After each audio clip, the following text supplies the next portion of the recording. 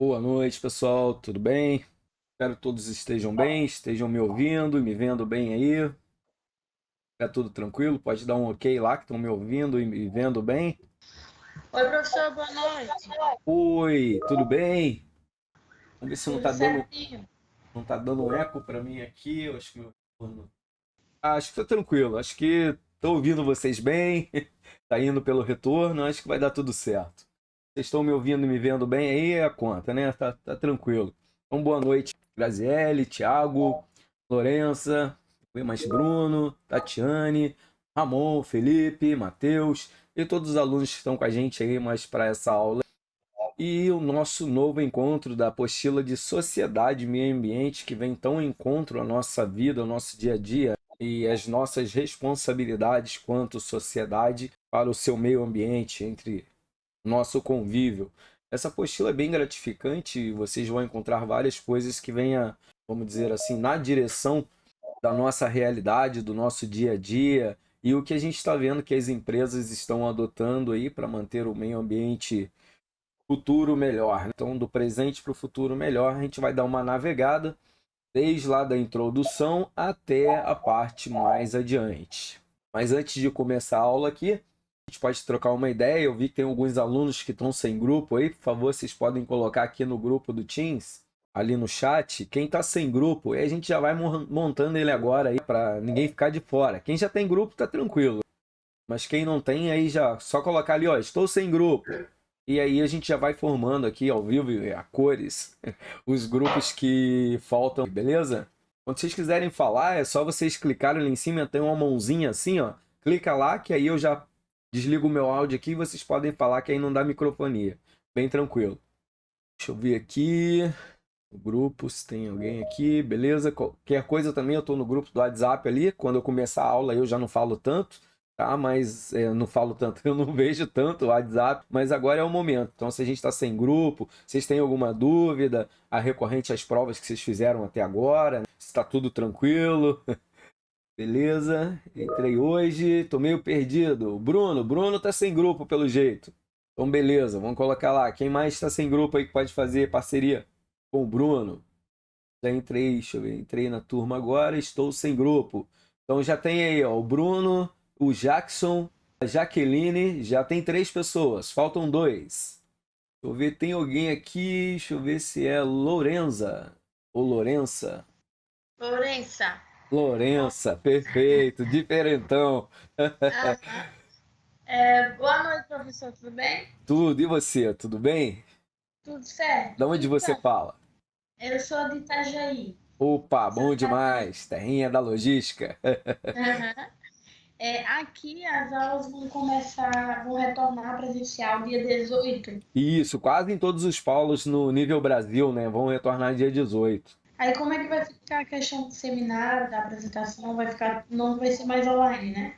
Perfeito, boa pergunta. O que que acontece, pessoal? A gente tem três modalidades na Uniaselv, que uma é 100% presencial, que eu não conheço, na verdade, se realmente tem essa, que é todo dia, tá? Mas tem essa modalidade. As que eu mais atuei foi no Flex e no semipresencial. Muitos de vocês são do semipresencial. O que que acontece? O semipresencial vocês vão voltar dia 18, tá? Então provavelmente vai ser na última prova dessa apostila, ou iniciando a primeira da outra. Vocês vão ter quatro encontros, igual a gente tem aqui. A primeira, o professor vai mostrar a apostila para vocês, igual que eu vou apresentar para vocês aqui hoje. Vocês vão trocar uma ideia, fazer uma socialização. No segundo encontro, ele vai dar aula até 8h15. Depois de 8h15 até 9h30, vocês vão fazer uma redação escrita lá no polo. Depois, na terceira aula, vocês vão ter aula até 8h15 novamente. E depois vocês vão fazer uma prova com 10 questões impressa, alternativa, com consulta ao livro. E depois, na última, vocês vão fazer a prova final, que é 10 questões alternativas com duas descritivas logo depois da 8h30. Então, vocês sempre vão ter um encontro com o professor ali das 7 às 8h15, mais ou menos. Vão ter uns 15 minutos de coffee break, né, tomar um cafezinho básico, e depois vocês iniciam a prova, sendo que essa última é sem consulta. Então, cuidado com essa parte aí, tá, pessoal? Tem que estudar mesmo. Essa é mais longa e a mais difícil, né? Então, a última. E quem tá no Flex, E aí, no caso, tem muitos que são do Flex e são do semipresencial, tá todo mundo na mesma sala, vocês vão começar a migrar. Então, quem é do semipresencial vai voltar para a sala e quem é do Flex continua comigo normal. Única mudança do Flex que vai ocorrer é que vocês vão ter a última prova, vocês vão fazer no polo de vocês. Cada um vai para o polo mais próximo da casa de vocês aí, da localidade onde vocês estão, e vocês vão fazer a última prova lá. Essas duas que vocês estão acostumados a fazer, que é a primeira e a segunda prova, continua normal no AVA, tudo tranquilo. Só a última. Quando abrir a apostila para vocês, vai aparecer lá para vocês marcarem, agendarem a prova. Então, logo no primeiro dia de prova, ali depois do dia 18, já quando vocês entrarem na matéria, já vai ter lá um link para vocês clicarem e marcar o dia e a hora da prova de vocês. Aí o sistema vai eliminando as horas de quantidade de alunos, para não ter aglomeração. Então aí vocês podem marcar o dia e a hora disponível que vai aparecer. Então, quanto mais rápido vocês agendarem, melhor, fica mais dentro do cronograma que vocês têm de trabalho, no caso, né? Que nem todos os alunos eu acredito que vão conseguir fazer na mesma hora e no mesmo dia. Então vocês vão agendando ali, a gente vai ter uma reunião ainda quanto a isso para me passar algumas informações mais concretas, mas o que eu tenho de informação até o momento é isso aí. Então vocês vão seguir essa analogia aí, beleza? Ô, professor, só interrompendo um minuto. Sobre a questão do seminário, eu ainda não tenho um grupo, não fiz grupo nada, estou esperando o retorno das aulas para poder formar o grupo e apresentar o seminário. O que você pode fazer? Você pode formar um grupo agora com a galera aqui. Como é só citações, é muito de boa, muito tranquilo mesmo, de verdade. Vocês não vão ter problema.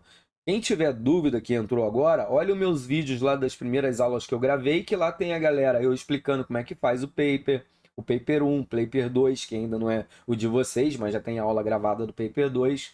Vocês vão focar no paper 1, tá? Aí vocês vão fazer exatamente como eu mostro para vocês lá no vídeo, vão usar livro da Uniaselv e vocês montam o grupo de vocês, normal. Depois que voltarem para a sala de aula, se vocês quiserem que ainda tem tempo hábil, bem tranquilo, vocês podem sair do grupo online. Você fala, ó galera, valeu, coisa e tal, mas a gente vai montar um grupo dentro de sala com o nosso tutor lá. E a gente vai montar o grupo ali com mais afinidade dentro do curso. Sem problema nenhum, não vai prejudicar ninguém, porque é só citações que vocês têm que fazer, a defesa dela vocês vão ver no vídeo lá, é muito tranquilo, então, quanto a esse momento aí, vocês não precisam se preocupar. Mas já que estão aqui, montam os grupos aqui. De repente tem até alguém aqui que é do mesmo polo que vocês, né? Vocês podem continuar no mesmo grupo e voltar para a sala fazendo o paper normalmente. Como é dia 18, né? Então daqui a 2 semanas praticamente, pouco mais, vocês já vão estar junto, então não vai prejudicar vocês em nada não. Bem tranquilo. Perfeito? Obrigada, professor. Tranquilo. Alguém mais aí com uma dúvida? Vamos ver o Fagner. Minhas provas sumiram do AVA. Que você arrumou aí, Fagner? Você me diz uma coisa, quais provas que sumiram do seu AVA? Foi dessas apostilas Sociedade e Meio Ambiente ou foi a prova da apostila anterior, que era de metodologia científica? Acredito que seja essa, né? Que é de hoje, está iniciando hoje e ainda não tem prova. Você chegou a fazer elas, ô Fagner? Me explica melhor a sua situação aí para eu ver se eu consigo te ajudar. Isso, as duas. Na verdade eram três, né? Era uma prova que vocês fizeram de metodologia científica com 10 questões.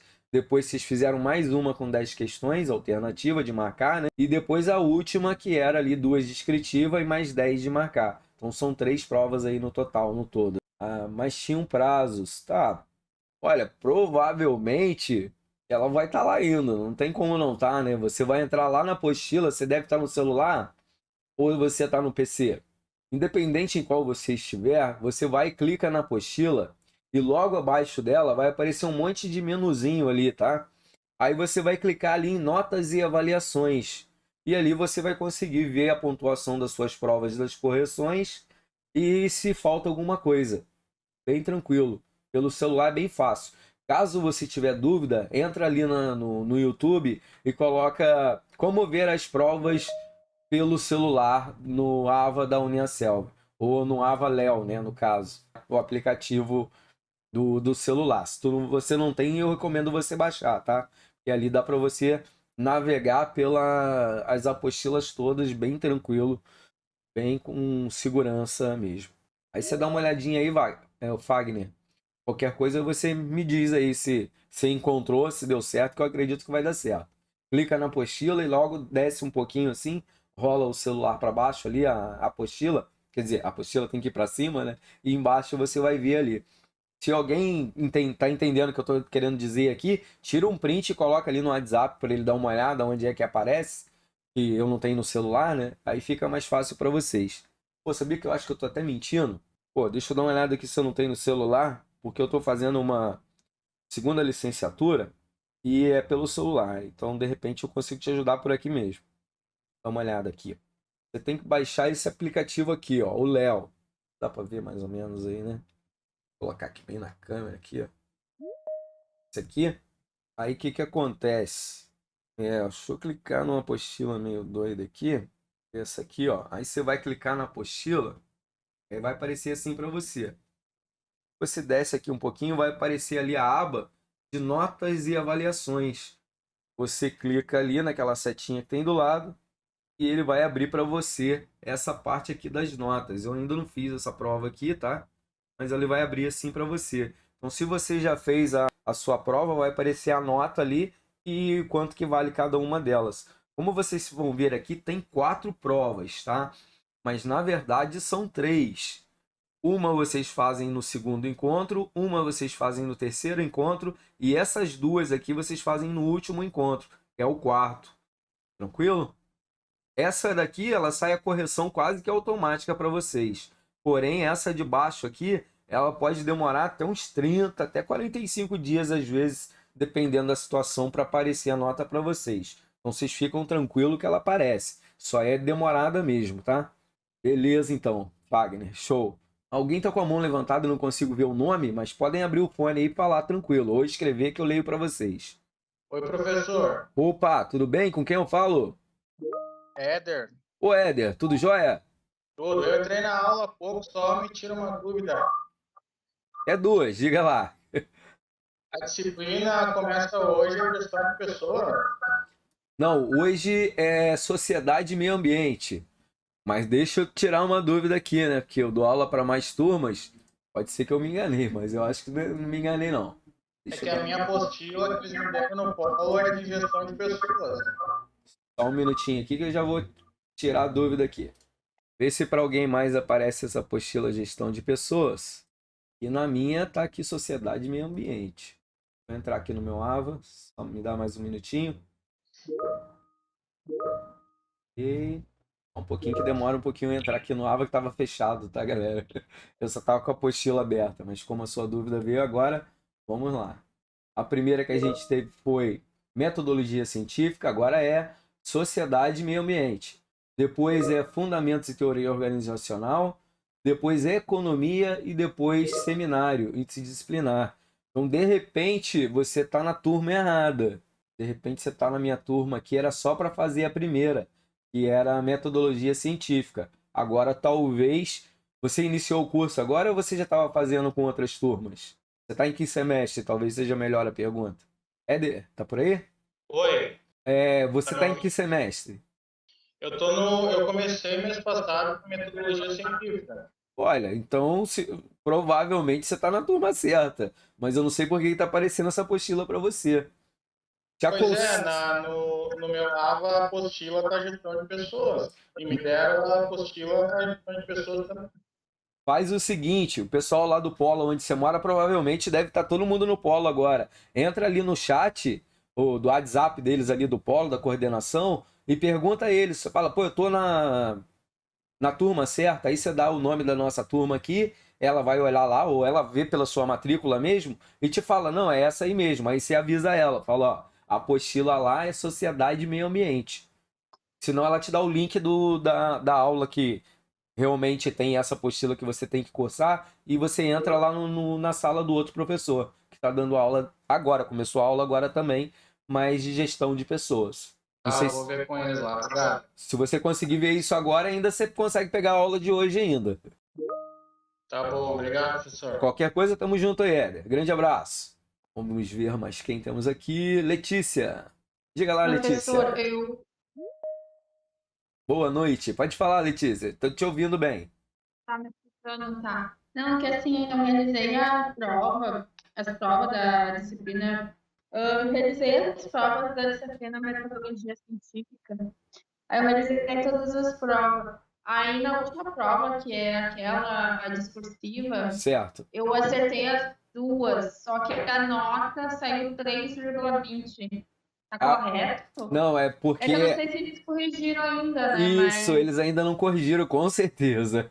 Você tem que aguardar aí de 15 dias a 45 dias, por aí. Ela demora mesmo Ah, porque tá. eles têm que corrigir manual, então é muitas provas de muitos alunos. Então eles demoram até chegar Ah, todos os alunos para lançar. Mas fica tranquilo que vai dar tudo ah, certo. tá, porque eu acertei pelo menos que já saiu o gabarito, né? Deu que eu Sim, as acertei as alternativas duas, saem aí a logo em nota saiu seguida. menos. E uma outra pergunta, normalmente quando a gente responde essas questões, tem uma avaliação sobre a faculdade, né? Sobre Isso, que é a o... CPA, né? Que é É, muito importante para vocês e para nós. mas para Tem mim não esse- apareceu. Olha, geralmente na última sempre aparece, né? Geralmente. Não, Pode ser que algum mês falhe, mas até então eu sei que ela eu sempre aparece. sim, E isso dá um realizei a pontinho até prova, para para mim não vocês ali a apareceu, por isso mais. que eu achei estranho. Até dá um pontinho para vocês a mais lá. Também é beneficiado os tutores, né? Quando vocês dão uma notinha Sim. legal, né? Ajuda bastante para o polo e também para o curso. Então, para todas as Sim, partes aí, mas é para a gente poder mexer no que não está dando certo, né? Então, a avaliação de vocês lá sim. é muito importante mesmo. Que vocês vão lá na CPA, É, leiam ela e dão um sim, eu conceito. achei, eu achei estranho que para mim não apareceu essa avaliação. Olha, o que que eu vou te dizer? Talvez falhou um mês, sei lá, por algum motivo. Talvez Sim, não venha todo sim. mês para todo mundo, né? Eu vou me Ah, inteirar tá. melhor disso aí e depois a gente troca uma ideia melhor, que aí eu falo com vocês com mais segurança, né? Do que falar Tá. para você que vai falhar uma, outra não. Que até então eu achava que vinha Ah, tá, sempre. então tá.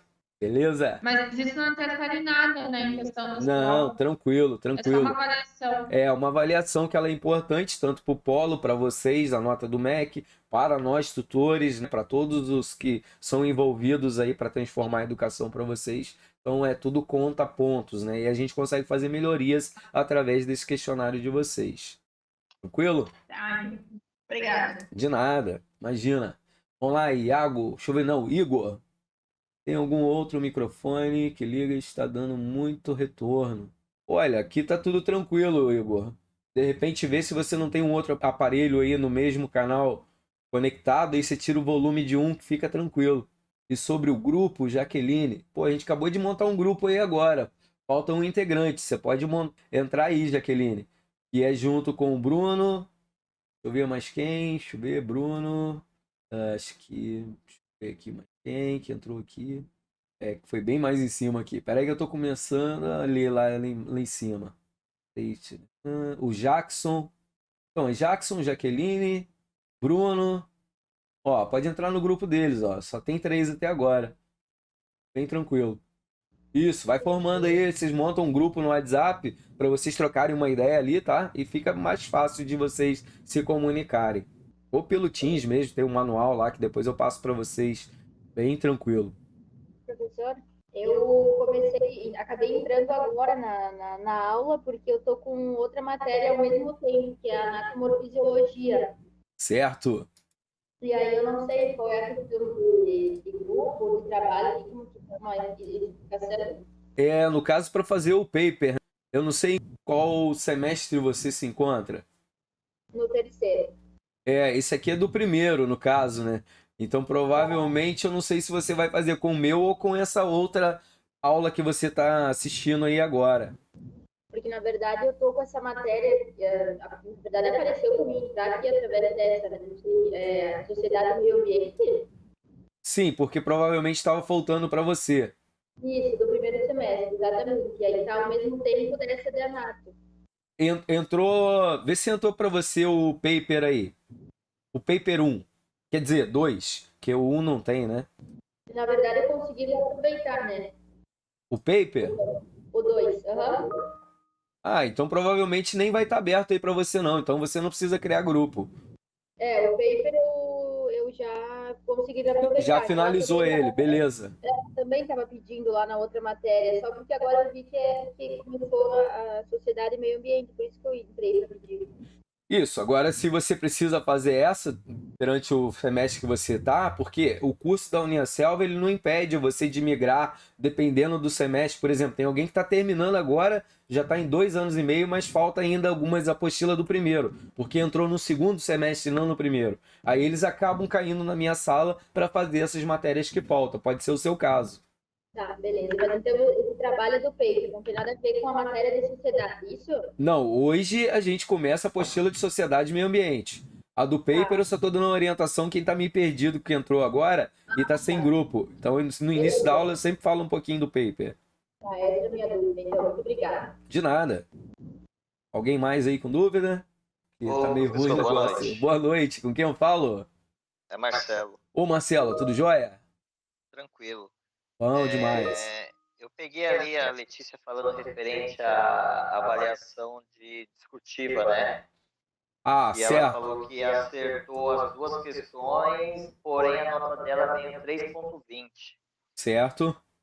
Eu também tive problema com essas questões discutivas de você acertar ela. O que acontece? O tutor passado me explicou o seguinte: se a sua resposta foi idêntica à resposta da instituição, eles não vão considerar a nota 10, eles vão considerar 3,20. Então, porque dá como plágio? A nota final, isso, seria um plágio, como se você tivesse copiado e colado. Entendi. Então, eles vão considerar, a nota dela final vai ser 3,20, não vai ter correção não, já foi corrigida, tá? Certo. Ó, boa. Essa informação eu não tinha ela. Então já ajuda já pra gente também orientar outros acadêmicos aí, ó.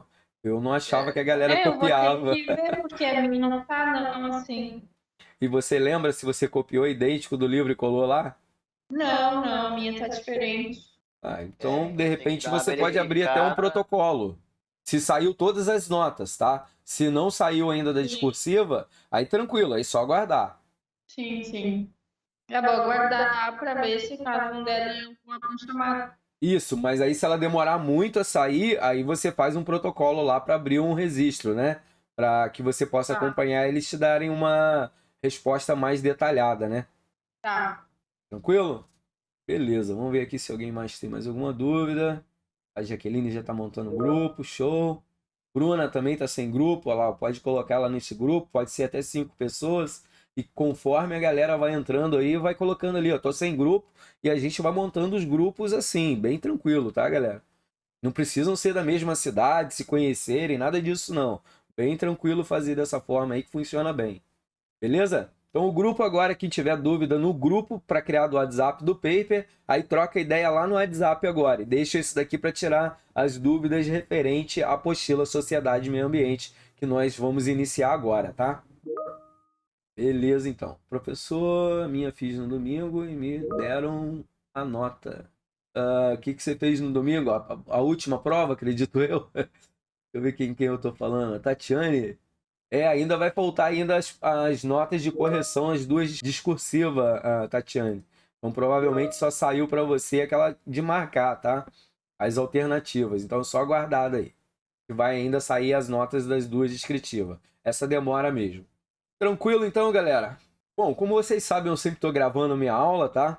Porém, sexta-feira eu estava meio doente, estava com garganta inflamada. Vocês podem ver que eu estou falando meio fanho ainda, né? Tô ainda meio gripado. Eu gravei o vídeo da aula de hoje, ontem, e mesmo assim para me testar o computador, como vocês sabem, eu estava com vários problemas no computador, então agora quero ver se funciona. Vocês vão assistir a aula gravada por mim mesmo ontem e ver como ficou, mas eu tô aqui junto, tá? Qualquer coisa vocês podem falar no WhatsApp ou aqui, se o som não estiver saindo legal, qualquer coisa eu tiro o vídeo e bora a gente fazer ela de novo. Mas eu já gravei para me testar como que vai sair o áudio para vocês, como vai ser o vídeo saindo do meu computador para ir para vocês. Então vai estar bem tranquilo e dá para vocês acompanharem na apostila. Beleza, isso aí. Vocês vão montando aí, vai falando quem tá sem grupo ali, que aí a galera vai montando aí, tá? O primeiro que tiver sem grupo vai arrecadando os outros também que estão sem grupo. Aí vocês vão montando um grupo naturalmente aí. Então vamos lá, o que a gente vai encontrar dentro dessa apostila? Vou sair aqui do meu AVA e botar a apostila aqui para vocês possam me acompanhar. aqui.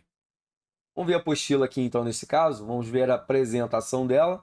E a sociedade e meio ambiente, como eu estava falando, o que a gente vai encontrar dentro dessa apostila? No marco geral, a gente vai ver aí, vai compreender a relação nos dias atuais que temos sobre as tecnologias, influência dos processos das indústrias, o processo evolutivo da sociedade com as tecnologias. Vamos comparar com a parte antigamente. A gente vai falar sobre a introdução um pouco da era, lá desde os primatas até os dias atuais, para a gente ter um pouco de consciência do que modificou, do que foi a evolução ao recorrer. Então, sempre a unidade 1, a gente vai falar mais de partes teóricas, coisas que vieram lá atrás, para que a gente possa entender daqui para frente. Quer dizer, o que ocorreu daqui para trás para entender o futuro. A gente ainda vai ver a parte aí dos recursos naturais, que hoje em dia eles estão bem escassos. Tem coisas que você tira da natureza e vai demorar milhões, bilhões, sei lá quantos mil anos ainda para poder ser produzido novamente. Por exemplo, o petróleo, né, que o pessoal tira. E para se tornar petróleo de novo, precisa de milhares e milhares de anos. Então, algo para a gente, né, ter uma ideia e uma reflexão. Até mesmo sobre a parte do plantio, que a gente vai falar também mais a fundo sobre esse contexto também, que é a utilização da própria terra, quanto que ela consegue, então, não deixar ela se revigorar, né? Também a sustentabilidade durante os anos, ao recorrer ao longo da história, como que foi funcionando e como a gente está hoje, se teve uma melhora, uma piora, se está mais ou menos. A gente também vai falar aí das explorações dos recursos naturais, que foi mais ou menos que eu já dei uma pincelada.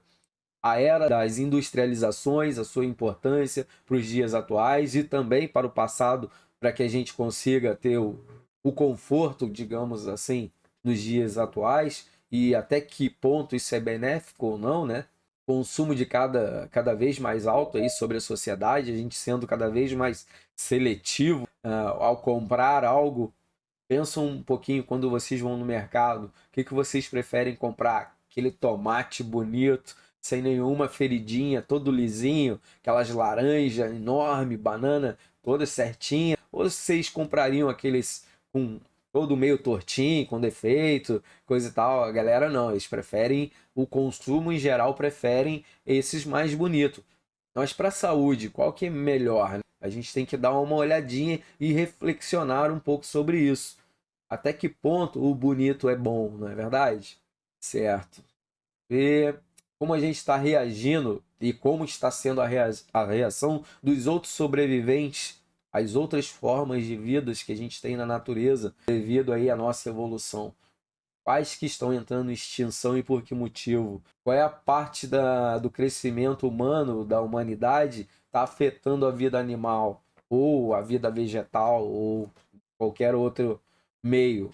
Mudanças climáticas, vamos falar demais disso, principalmente na unidade 2 para a unidade 3, né? A gente vai ver aí que a grande importância que ela está tendo sobre a poluição do ar, a distribuição de hectares de floresta, desmatando, derrubando matas para as indústrias conseguirem fazer as suas produções, não dando tempo aí das matas se revigorarem e tirando as matas naturais para plantio de soja, milho e qualquer outra coisa, e muito para gado lá para essa região da Amazônia, né? Então isso daí está afetando bastante o planeta inteiro, o aquecimento global. Dentro dessas partes de floresta, milhões de toneladas de dejetos que a gente distribui nas grandes cidades, principalmente cidades do tamanho de São Paulo, Rio de Janeiro, são aí as grandes capitais, Brasília. Como que funciona?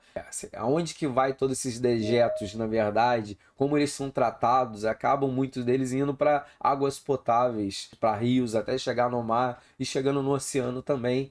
Podridão, afetando até qualquer tipo de vida que consumir aquela água lá, né? Também a gente vai ver as práticas trabalhistas abusivas ao decorrer da unidade 2 para 3, que ainda existe muita no Brasil. Se vocês viajarem um pouco aí pelas fazendas do interior do Brasil, plantação de tomate, de soja, essas colheitas, muitas artesanais de laranja, vocês vão ver que muitas pessoas sofrem demais ainda com isso.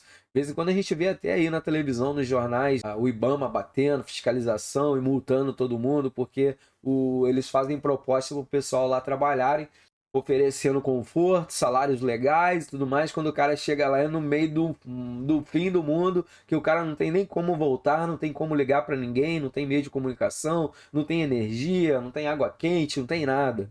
E o cara nem fogão tem, muitas das vezes o cara tem que improvisar tudo lá para se alimentar, só se for da caça local, porque também não tem nada. E os caras largam eles. Então, olha a dificuldade que o pessoal encontra.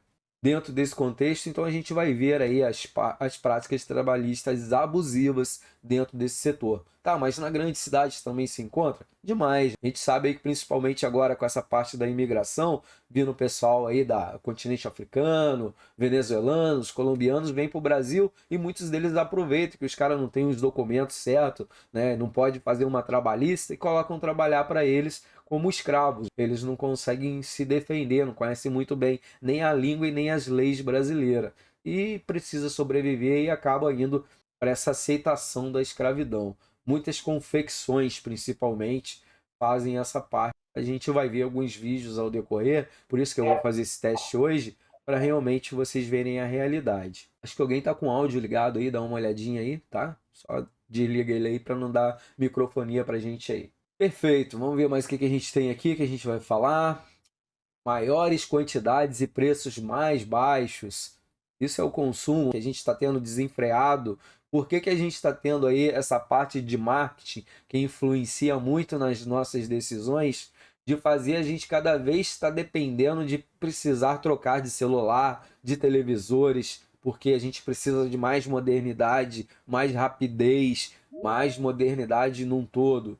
Na verdade, a gente não precisa. Sobreviveria ainda com aquele celular de boa lá, que era o StarTAC, aquele que abria e fechava analógico. Mas hoje, com as tecnologias, a gente vê algumas vantagens referente a isso que causam uma necessidade nossa.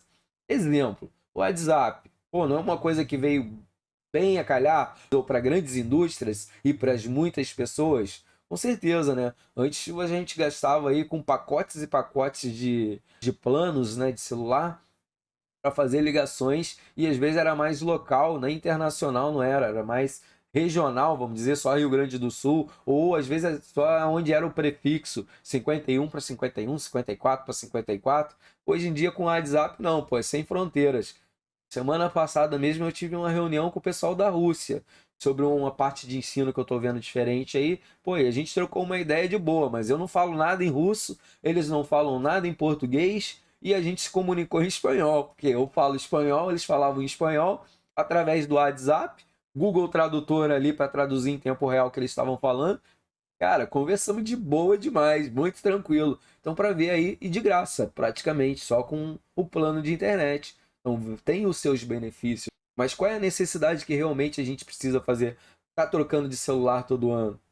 Só porque a câmera tem uma resolução maior, pode baixar Netflix, pode baixar outro aplicativo, que aquele meu não baixa. Às vezes é um negocinho bobo, mas o que influenciam a gente aí nessa parte de compras? É o marketing funcionando. As empresas, então, hoje em dia, que elas já viram que com muito mais extensão, o público com essa parte de marketing online, do que antes ficava com uma loja aberta esperando alguém da calçada entrar dentro da loja. Então eles viram um nicho de mercado muito maior, o alcance deles tão ilimitado. Quem nunca comprou aí no Mercado Livre, não é verdade? Cara, vocês nem sabem aonde é o depósito desse cara, onde é a distribuidora ou aonde é a empresa. E vocês compram e chegam a mercadoria na casa de vocês de boa. Quem nunca ouviu falar no AliExpress, alguma coisa assim? Tem aquele outro também que eu não lembro agora, Urbano, essas coisas doidas assim da internet de compras. Pô, é uma facilidade, mas eles viram o nicho de mercado que eles vão ampliar muito mais, não é verdade? Durante essa pandemia que nós tivemos aí agora, nós aprendemos muita coisa. Não só nós como os consumidores, mas também como lojistas, fabricantes, principalmente quem trabalha na área da logística. Logística não teve tempo ruim na pandemia, não teve. Por quê? o pessoal começou a não sair de casa, mas eles precisavam consumir. O consumo de muitas empresas até aumentou, porque o pessoal em casa, aí só tem ali os cômodos de casa para poder ir para lá, mulher, filho, aquela doideira toda.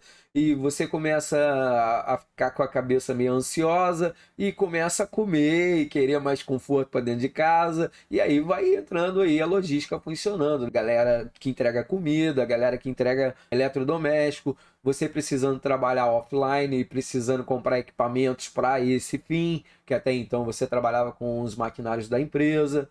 Algumas empresas viram isso como um mercado legal, porque conseguia pagar o empregado em casa, já não gastava com transporte, não precisava pagar essa parte, não precisava alugar um local tão grande para ter todos os funcionários, porque via que o funcionário produzia às vezes até melhor em casa do que na empresa, que ele demorava muito no trânsito e coisa e tal para até chegar à empresa, e assim não, ele consegue 7 horas da manhã tá batendo ponto e 6 horas da tarde saindo lá do computador e dando produção. Então tem gente aí que a gente vê que tem um lado bom e o ruim dessa coisa. Para nós aqui a gente vai ver muito dentro dessa parte de trabalhistas, aonde isso envolve. Até que ponto é legal tanto para o empresário quanto para o funcionário. Isso já vamos ver lá no finalzinho na unidade 3. Mas como eu estou apresentando a apostila para vocês, já estou dando uma pincelada aí. Obesidade, estresse crescente, desrespeito, desigualdade. Será que vocês conhecem alguma coisa referente a isso? Pô, eu quase que tive que mandar fazer uma nova porta em casa, que eu não tava passando mais.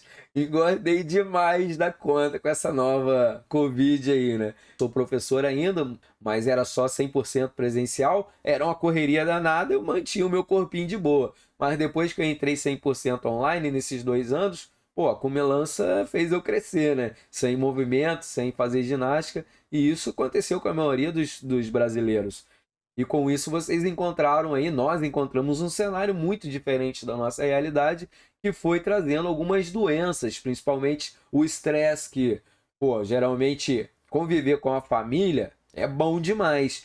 Mas 24 horas por dia, aqueles filhos tudo doido em sua volta, mulher principalmente que trabalha longe, trabalha na empresa, civil trabalhando em casa, marido trabalhando em casa, os filhos tudo em casa porque não ia para a escola, e tudo mãe, o marido pega um negócio para mim, faz comida, lava roupa, faz serviço de casa, pô, qualquer um pira, né? Qualquer um sai fora do seu normal. Isso foi no geral, pode ver que o sistema da saúde aí aumentou um monte, as farmacêuticas, nossa, nunca ganharam tanto dinheiro que nem agora na pandemia, porque veio aquela onda de 2 anos da gente parado nessa realidade e a gente tendo que se habituar aí em ambientes muito diferentes do que nós estamos acostumados. Sendo que agora a gente está retornando. Como o brasileiro é uma pessoa muito adaptável, a gente está conseguindo, então, retornar à nossa vida normal do cotidiano, alunos voltando para a escola presencial, nós voltamos para o trabalho também presencial, e algumas coisas se mantiveram online. Foi uma parte boa dentro da parte ruim, que nem tudo é 100% bom. Mas em grande partida, se a gente for fazer uma analogia legal de tudo isso aí, pô, teve alguma coisa legal, né, referente a isso. A gente teve um crescimento, vamos dizer, principalmente na informática, que muitas às vezes não sabiam mexer muita coisa em informática porque trabalhava ali em chão de fábrica e acabou tendo que aprender realmente algo a mais, trabalhar com Word, com Excel, com a planilha, trabalhar remotamente, fazer um helpdesk e tudo mais. Teve as suas vantagens. De respeito e desigualdade, será que isso aumentou ao largo dos anos? Né? Como é que está hoje a nossa... Vamos refletir, eu sei que a maioria aí já está na faixa de idade, tipo o professor aqui, entre a casa, sei lá, dos 20 ao 40, eu já passei de 40, tá? Mas estou sendo bem bonzinho com vocês aí. Mas vamos refletir na época que vocês estavam em sala de aula, vocês trocam uma ideia com vocês mesmos e olha o filho da gente. Será que eles realmente reagiam como a gente reage hoje? Como que era o ensino daquela época? Será que o desrespeito ocorre bem mais agora do que antes? Pô, eu tenho sem sombra de dúvida que sim. O desrespeito hoje entre os jovens está cada vez maior. Você vê aí jovens não estando nem aí para respeitar os avós, coisas que a gente fazia, nossa, com muita ênfase, que era cobrado pelos nossos pais. Hoje a gente relaxou. Eu não sei se o culpado é a gente ou é realmente o futuro. está se modificando muito rápido e a gente está pegando essa nova era, a geração Y, que cresce com a tecnologia, se isso veio para a parte boa ou a parte ruim para o seu convívio. Antes a gente criava times de futebol, times de vôlei, time, sei lá, de um monte de brincadeiras que a gente fazia, reunia a galera. Hoje você olha os jovens nas escolas, nos pátios das escolas, você vê os grupos, mas conversando, putz, são pouquíssimos. A maioria estão trocando ideia pelo WhatsApp. Estão um na frente do outro, mas tudo ali no WhatsApp, no Facebook, curtindo outras coisas. Então, vamos dizer, outras importâncias que eles estão dando para a vida. Então está sendo uma modificação muito grande. Parece que essa parte de social, de respeito, não está tendo mais. Quando que um jovem hoje consegue conversar, sei lá, 30 minutos com os avós? É difícil você ver isso, né? Antes a gente trocava uma ideia, saía junto, coisa e tal. Hoje é difícil, os jovens já têm uma outra mentalidade. E os filhos deles, então, vai ser mais, vamos dizer, desgarrado ainda da família. Então aí vai vindo algumas partes de desigualdade, de respeito, não levantar mais para um idoso sentar, ajudar alguém a atravessar a rua, essas coisas estão terminando, felizmente, né? E está na hora de nós, como cidadãos, dar um jeito de transformar o ensino para que retome isso, né? Para que eles consigam voltar à sociedade tendo esses valores de respeito, de honestidade. A gente vê aí na política um monte de coisa meio absurda e acaba crescendo com isso e achando que é normal, mas não é. Nós temos então que ver isso e ensinar os nossos filhos para fazer um futuro diferente para eles, nos direitos humanos, né? No respeito à humanidade, convívio. Para as empresas também isso é muito importante, porque hoje em dia as empresas elas dão ênfase em quem consegue trabalhar em grupo, quem tem ali a parte de liderança. A pessoa que faz sozinho não anda, não vai para frente. Hoje a gente pensa em grupo. Dentro desse conceito de pensar em grupo, o que traz para a gente novamente? As mudanças tecnológicas, estabilização populacional, vamos dizer, esse crescimento desenfreado que a gente tem aí, porque a gente está que nem rato, vamos dizer. É uma comparação meio podrona, tá? Mas é só para vocês entenderem. Rato é bem assim. Se tem comida em volta, pô, eles cruzam e faz um monte de filha, assim, vai muito doido. Quando vê, tem rato até no teto. Porque tem comida em abundância. Isso nos silos, geralmente, onde fica armazenado grãos e esse negócio, se o cara não tiver um controle, ele perde o controle. Porque é comida abundante. Então, pô, vamos crescer a família que tem comida para todo mundo. E na população, também é de certa forma assim. Olha lá nos chineses, lá, os japoneses, sei lá, aqueles carinha lá que só pode ter um filho, eles já viram essa jogada. Então pode ver que lá não pode ter muito filho, porque não tem para onde crescer mais. Não é verdade? Eles moram praticamente dentro de uma gaveta lá, cada um se enfia na gaveta para dormir, dormiu, no outro dia acorda e vai para o trabalho de novo. Não tem uma casa espaçosa que nem a gente tem aqui, porque não tem mais de onde eles expandirem. Então tem que ter o controle populacional, não é verdade? Então a gente tem farturas, cada vez que a gente vê aí, tem mais quantidade de plantação, vamos dizer, de colheita no mesmo espaço de terra que antigamente. Então, com isso, a população está vendo fartura, vai acabar crescendo. E com isso vai trazendo os benefícios e os malefícios, vamos dizer, né?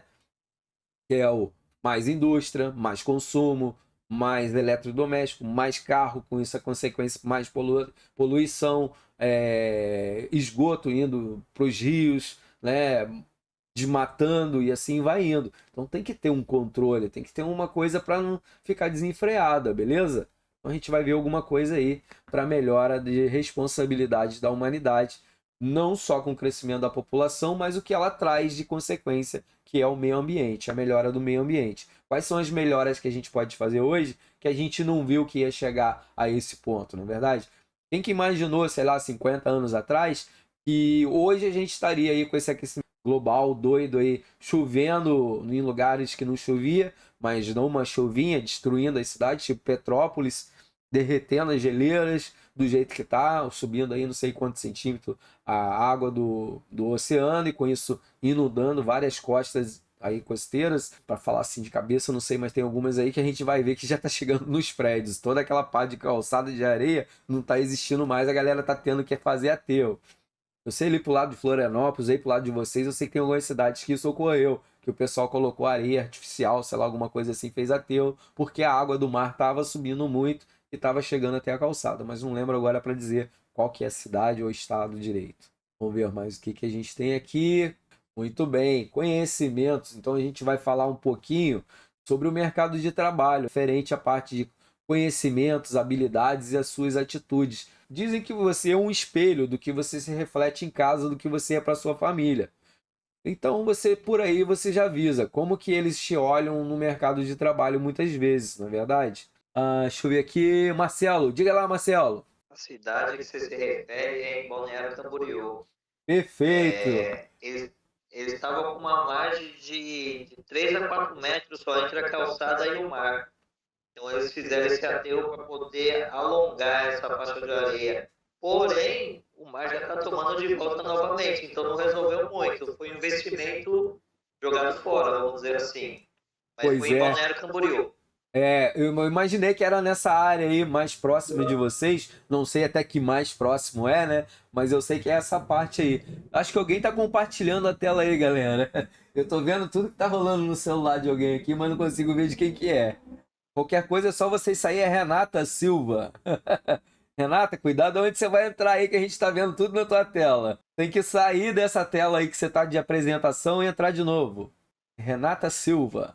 A minha apresentação saiu do ar, porque você entrou no meu lugar. Deixa eu ver aqui se eu consigo tirar.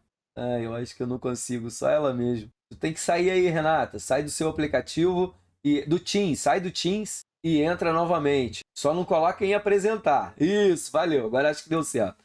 Deixa eu destacar aqui pra galera. Pera aí. Vê se voltou minha tela pra vocês aí. Acho que sim, né? Também tem ali do Jackson que tá falando ali, complementando, junto com o Marcelo. Obrigado, Marcelo. Contribuiu demais. E junto com o Jackson, disse que é a cidade do Paraná, que vai fazer também. Então, nesse caso, né, como a gente vai ver, toda a consequência das indústrias, da poluição dos automóveis, do aquecimento global, né, que está derretendo as geleiras. Pô, se está derretendo o gelo, a consequência aí, se você botar dentro de um copo com água, um copo cheio de água, com cheio de gelo, quando o gelo começar mesmo a derreter, vocês vão ver que vai transbordar. É o que está acontecendo. Não vai adiantar muito eles colocarem a longo prazo areia ali na frente ou fazer um buracão, porque a água do mar é muito poderosa, ela vai vir tapando e vai acabar tendo que fazer de novo. O que vai acontecer, eu acredito que algumas estruturas prediais ali vão acabar caindo para dentro do mar com o decorrer dos anos, porque o investimento que eles vão fazer não vão conseguir brigar com o mar. O mar é 24 horas batendo naquela mesma tecla, né? Vai e volta, vai e volta. Então o ser humano não vai dar conta de disputar com ele. Dos concretos que eles mesmos fizeram e para dentro do mar. Que eu já vi que em algumas, eu não lembro qual, mas já vi em reportagem que já aconteceu isso, que tiveram que interditar algumas obras e com certeza a água e a areia tomaram conta, algumas deles aterraram tudo, todas as casas que tinham, muito próximo da margem da areia, e em outros casos a água realmente avançou e destruiu todas as casas. Eu não sei aonde está esse vídeo, mas quando eu encontrar eu trago para vocês, para mostrarem, para vocês verem que tem fundamento. A importância, né? Ou as consequências que a gente pensava que 50 anos atrás não ocorreria nos dias de hoje. Então tá na hora da gente fazer uma mudança para que nossos filhos tenham aí um futuro, vamos dizer assim, que possa ser de convívio. Imagina você ficar na Terra aí e não ter muito gelo mais, vamos dizer, só calor, calor, calor. Pô, é difícil. Ou o inverso, só frio, frio, frio. Tem que ter aí uma parte onde possa ter um equilíbrio. Não vai ficar que nem os filmes que a gente vê aí, que vão ter que arrumar a vida em Marte, tentar ir para outro planeta. Mas a nossa tem salvação, com certeza.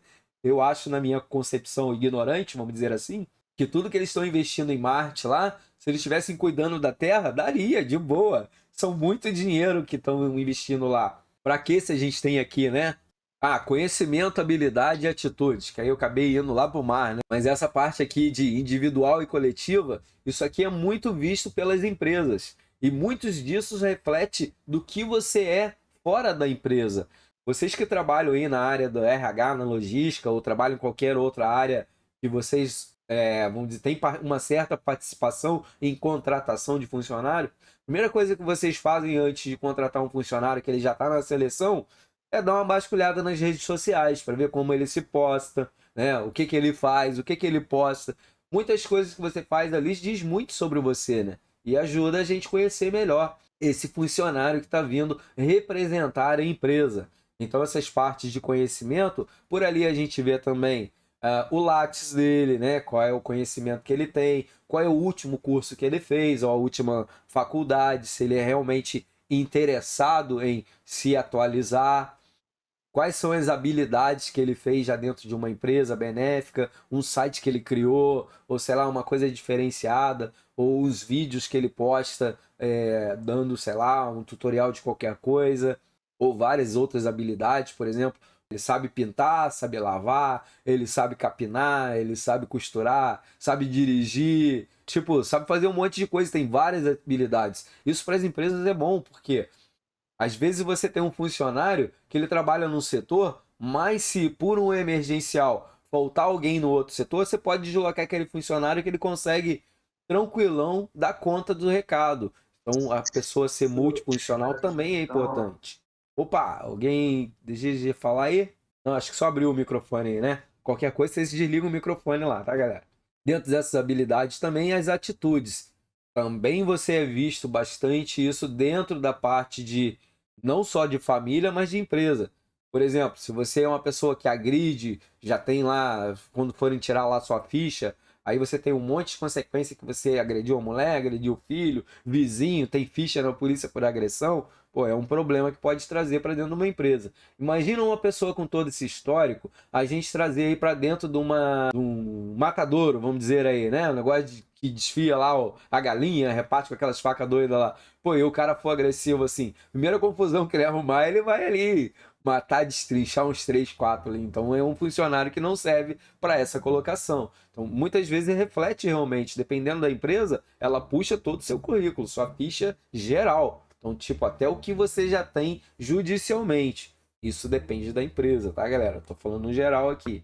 Mas pode refletir quais são as suas atitudes como pessoa.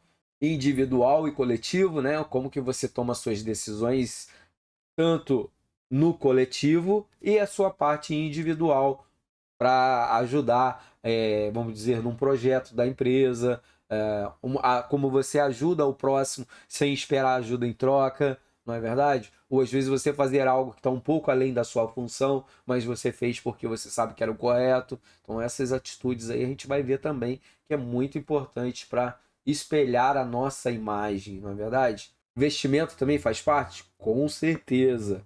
Como que o cara, por exemplo, vai querer que alguém da empresa, por exemplo, apareça nas redes sociais vestindo, sei lá, umas roupas não apropriadas, fazendo um monte de besteira, agredindo os outros em jogo de futebol e postando tudo, as coisas loucas assim. E trabalhar dentro de uma empresa também está na rede social.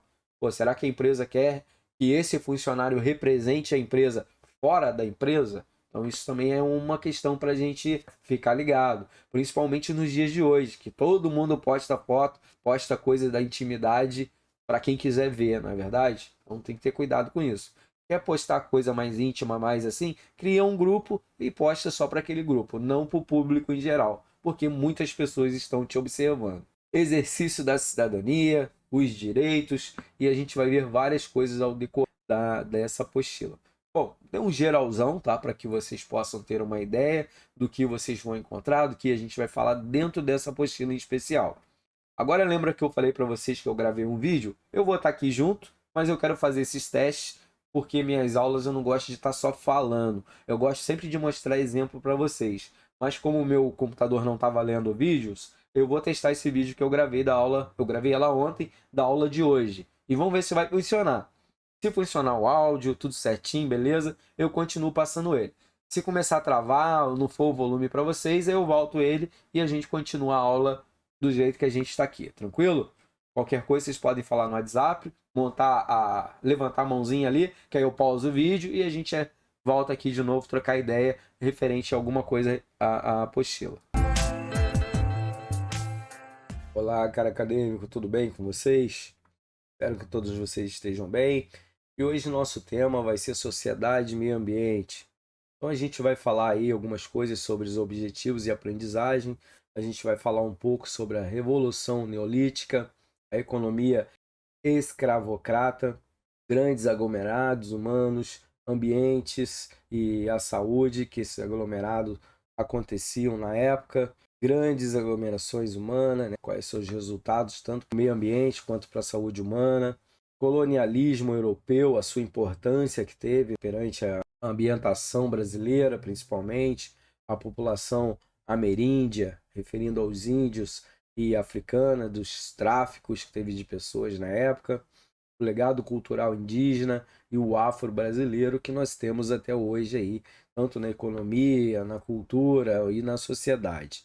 Perfeito? Essa unidade vai estar dividida em 4 tópicos que ela vai falar sobre a Revolução Neolítica, grandes aglomerados, a importância da interface para a sociedade vezes natureza, a sociedade brasileira em seu meio ambiente. Também a gente vai falar um pouco da cultura e sobre a sociedade indígena e afrodescendentes e as suas importâncias para o nosso país. Dentro dessa colocação, nós vamos ver no tópico 1 a Revolução Neolítica, que ela compreende as relações entre as sociedades e a natureza perante essa época até os dias de hoje. A importância que teve na economia baseada na coleta de frutas e raízes e a caça de animais para a economia da época, que utilizavam a terra de maneira intensiva. Então, não é que eles trabalhavam com plantio, mas tirava as coisas que a terra ofertava, né? Muitas vezes para além da capacidade de renovação. A gente já vai ver isso que é através de a multicultura, ou se não a cultura única, né? Que a gente vai ver que muitas vezes a terra não dá conta de se renovar. O homem, então, daquela época, ele passava a ser o senhor da terra, aonde já veio aí a escravatura, porque eles precisavam de mão de obra. E o uso excessivo dos recursos naturais. Então, consumo, água, né, as árvores, tudo a gente vai vendo aí que o pessoal consumia demais e algumas outras pessoas ficavam sem, pelo consumo exaustivo, ou até mesmo da mesma cultura de plantio. E as explorações das pessoas, que a gente tem, de certa forma, um pouco ainda nos dias atuais. Então, dentro dessa parte do livro, a gente vai ver os pontos de virada na relação de homem e natureza, dentro desse contexto. Aí ele complementa que na Revolução Neolítica, as comunidades nômades da época passaram a se fixar em locais estabelecidos, digamos, ao decorrer ali, dedicando na prática da agricultura e da pecuária. Já conseguiam manter fixação em suas casas, familiares e em comunidade. Antes eles migravam à medida que os mesmos escasseavam. Isso quer dizer o quê? Acabou aqui as raízes, os animais, então vamos para uma parte mais longe, onde a gente consegue fazer essa parte de coleta de outros animais ou de outras raízes ou frutos, porque aquele local que nós estamos já não dá mais para sobreviver. Então, obrigatoriamente, eles tinham que se deslocar como nômades da época. A seguir, a gente vai ver uma parte meio estratégica no Vale da Mesopotâmia, e que se tratava de uma estratégia sobre áreas entre os rios Tigre e Eufrates. Vou colocar aqui uma imagem para que vocês consigam ver. Fiz um destaquezinho ali que vai ajudar a gente a ter uma ideia dessa parte aí. Aqui dentro dessa região, como vocês podem ver, ele está centralizado entre aqui vários outros países. E era a estratégia caminho, né? Ou tanto para os animais ou para as outras tribos. Então quem conseguia estar dentro daquela estratégia, e fora que ele era o caminho mais curto, tanto para as águas quanto para a terra ali. Então era quase que um funil mesmo. Tinha uma certa estratégia. Nosso passado andante, que eram os andarilhos da época, dentro desse sistema que a gente está vendo ali de estratégia. Então hoje, na verdade, nós somos mais de 7 bilhões de habitantes no planeta Terra. Durante quase toda a história, o decorrer dessa história que a gente vai ver no livro, os grupos nômades contavam com poucos indivíduos, que a gente for ver aí cerca da população de hoje. Mesmo porque muitos morriam no caminho, com acidente com os animais, com noites frias ou quentes demais, escassez de alimentos, morriam de fome, ou até mesmo muitos no parto, por não ter a parte muito boa de higiene e outras coisas assim, seguida da época. Os alimentos eram baseados na coleta de frutos e raízes e na caça. Nesse período total da trajetória humana sobre o planeta Terra na época, né, o que era chamado nomadismo, ocupava 99% deste tempo, ou desta época. E 1% era sedentarismo, que se dará impacto no gênero humano e imprimirá ao planeta Terra.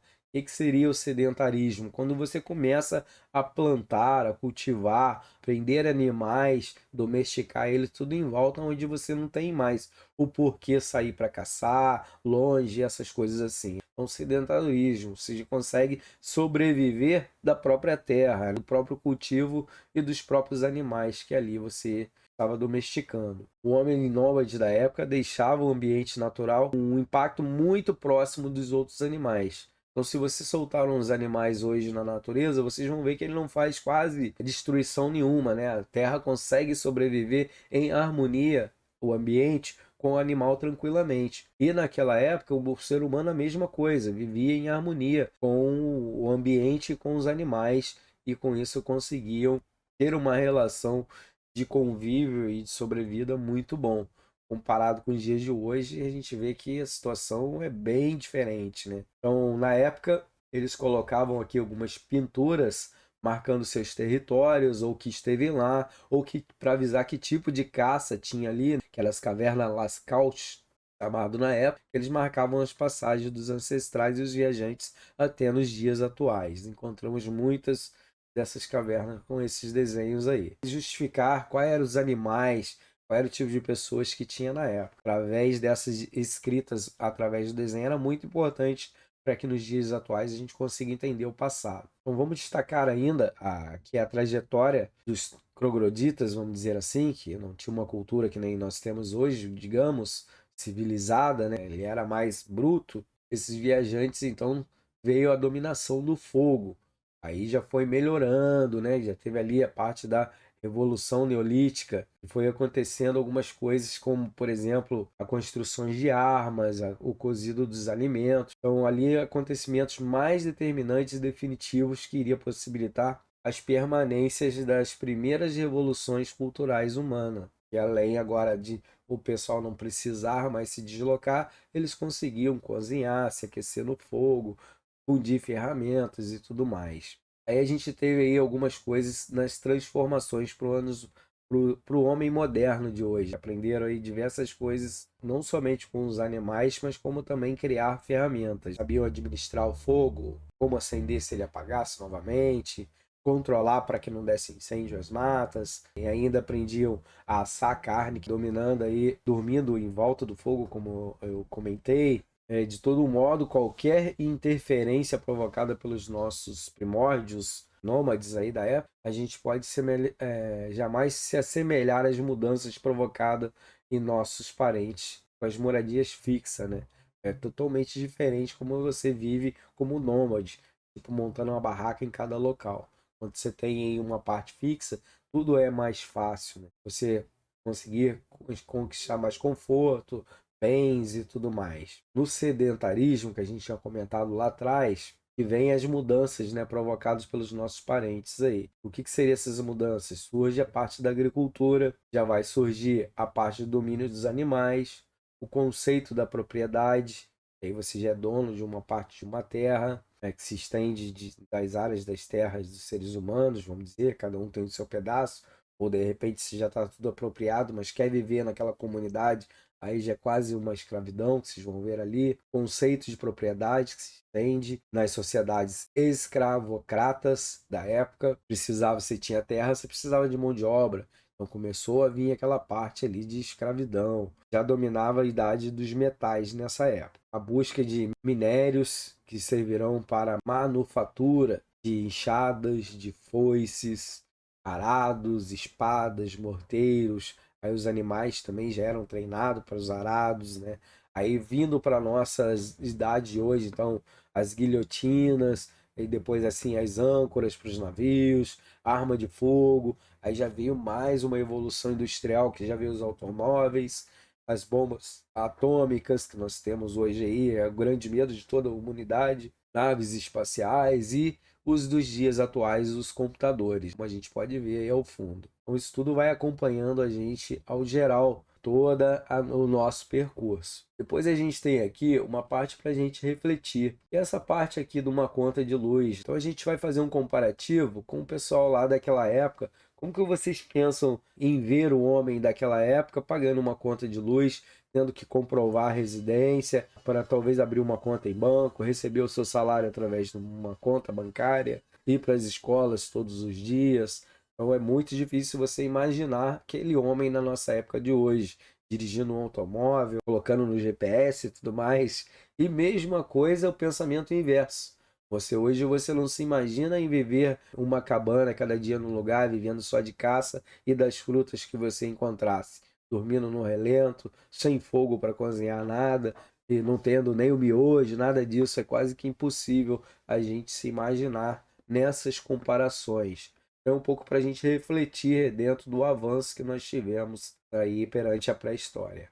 E fora aqui, principalmente aí na região sul, o ato de comer carne, no que sustentava, o que a gente tem que comparar entre aquela época, o ato de comer carne pelos dias atuais. Era uma forma de socialização. Isso não mudou muito. Quando eles ficavam lá meses, por exemplo, à busca do mamute, de qualquer outro alimento, de outro animal, eles voltavam e eram recebidos com comemorações pelo pessoal que estava na aldeia aguardando eles, principalmente as crianças e as mulheres. Tinha ali toda aquela parte afetiva, saudade, alguém que ficou para trás, que foi morto com a caça e tudo mais. Então tem toda essa parte que nós mantemos isso até os dias atuais, né? Então a gente vai geralmente fazer um churrasco, a gente avisa, convida um casal de amigos, às vezes vai fazendo os parentes. Então isso daí é muito interessante, até nos dias atuais. Perfeito? Temos a Revolução Verde, que se espalhou pelo mundo.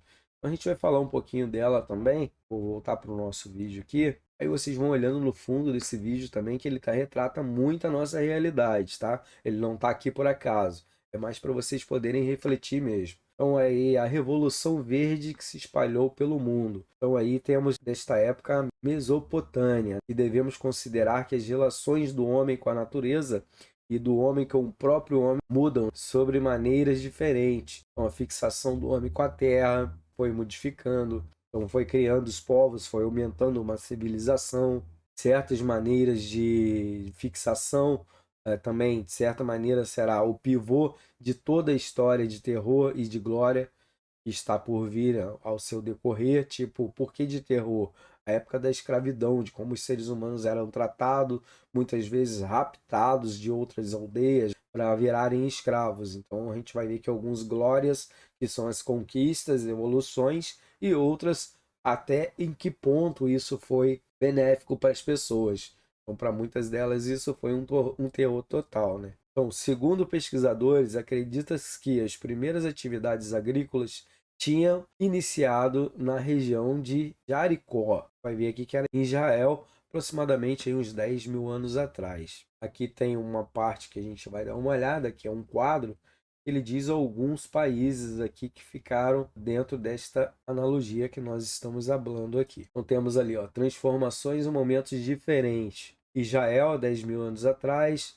Aí vai vindo a Índia, 9 mil anos.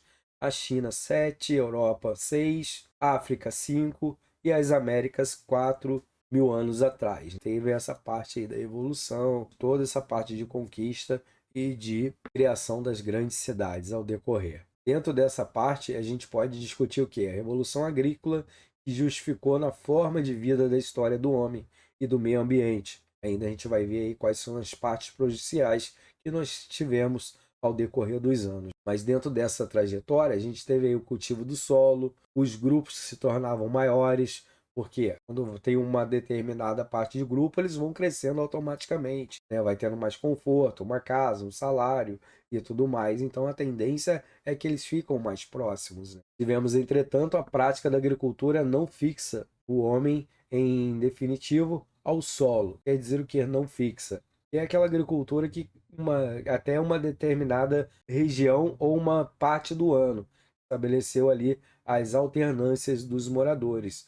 Então, por exemplo, uma cultura que só dava ali no inverno, eles só podiam cultivar ali no inverno, mas no verão eles tinham que procurar outras terras.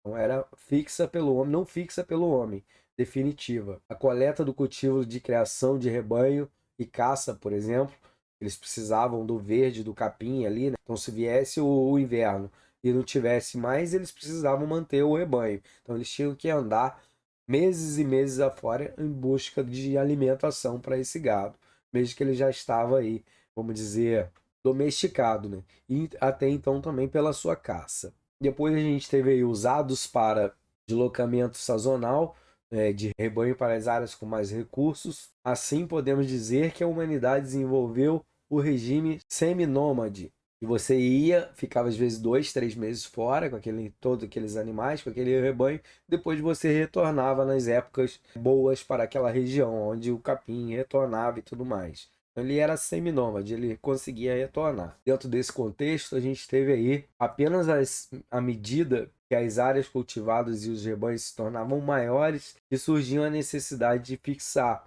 porque perdia muito animais em sua trajetória com um rebanho maior, vamos dizer assim. Pois abandonar a terra significa abandonar o trabalho e a ela dedicada.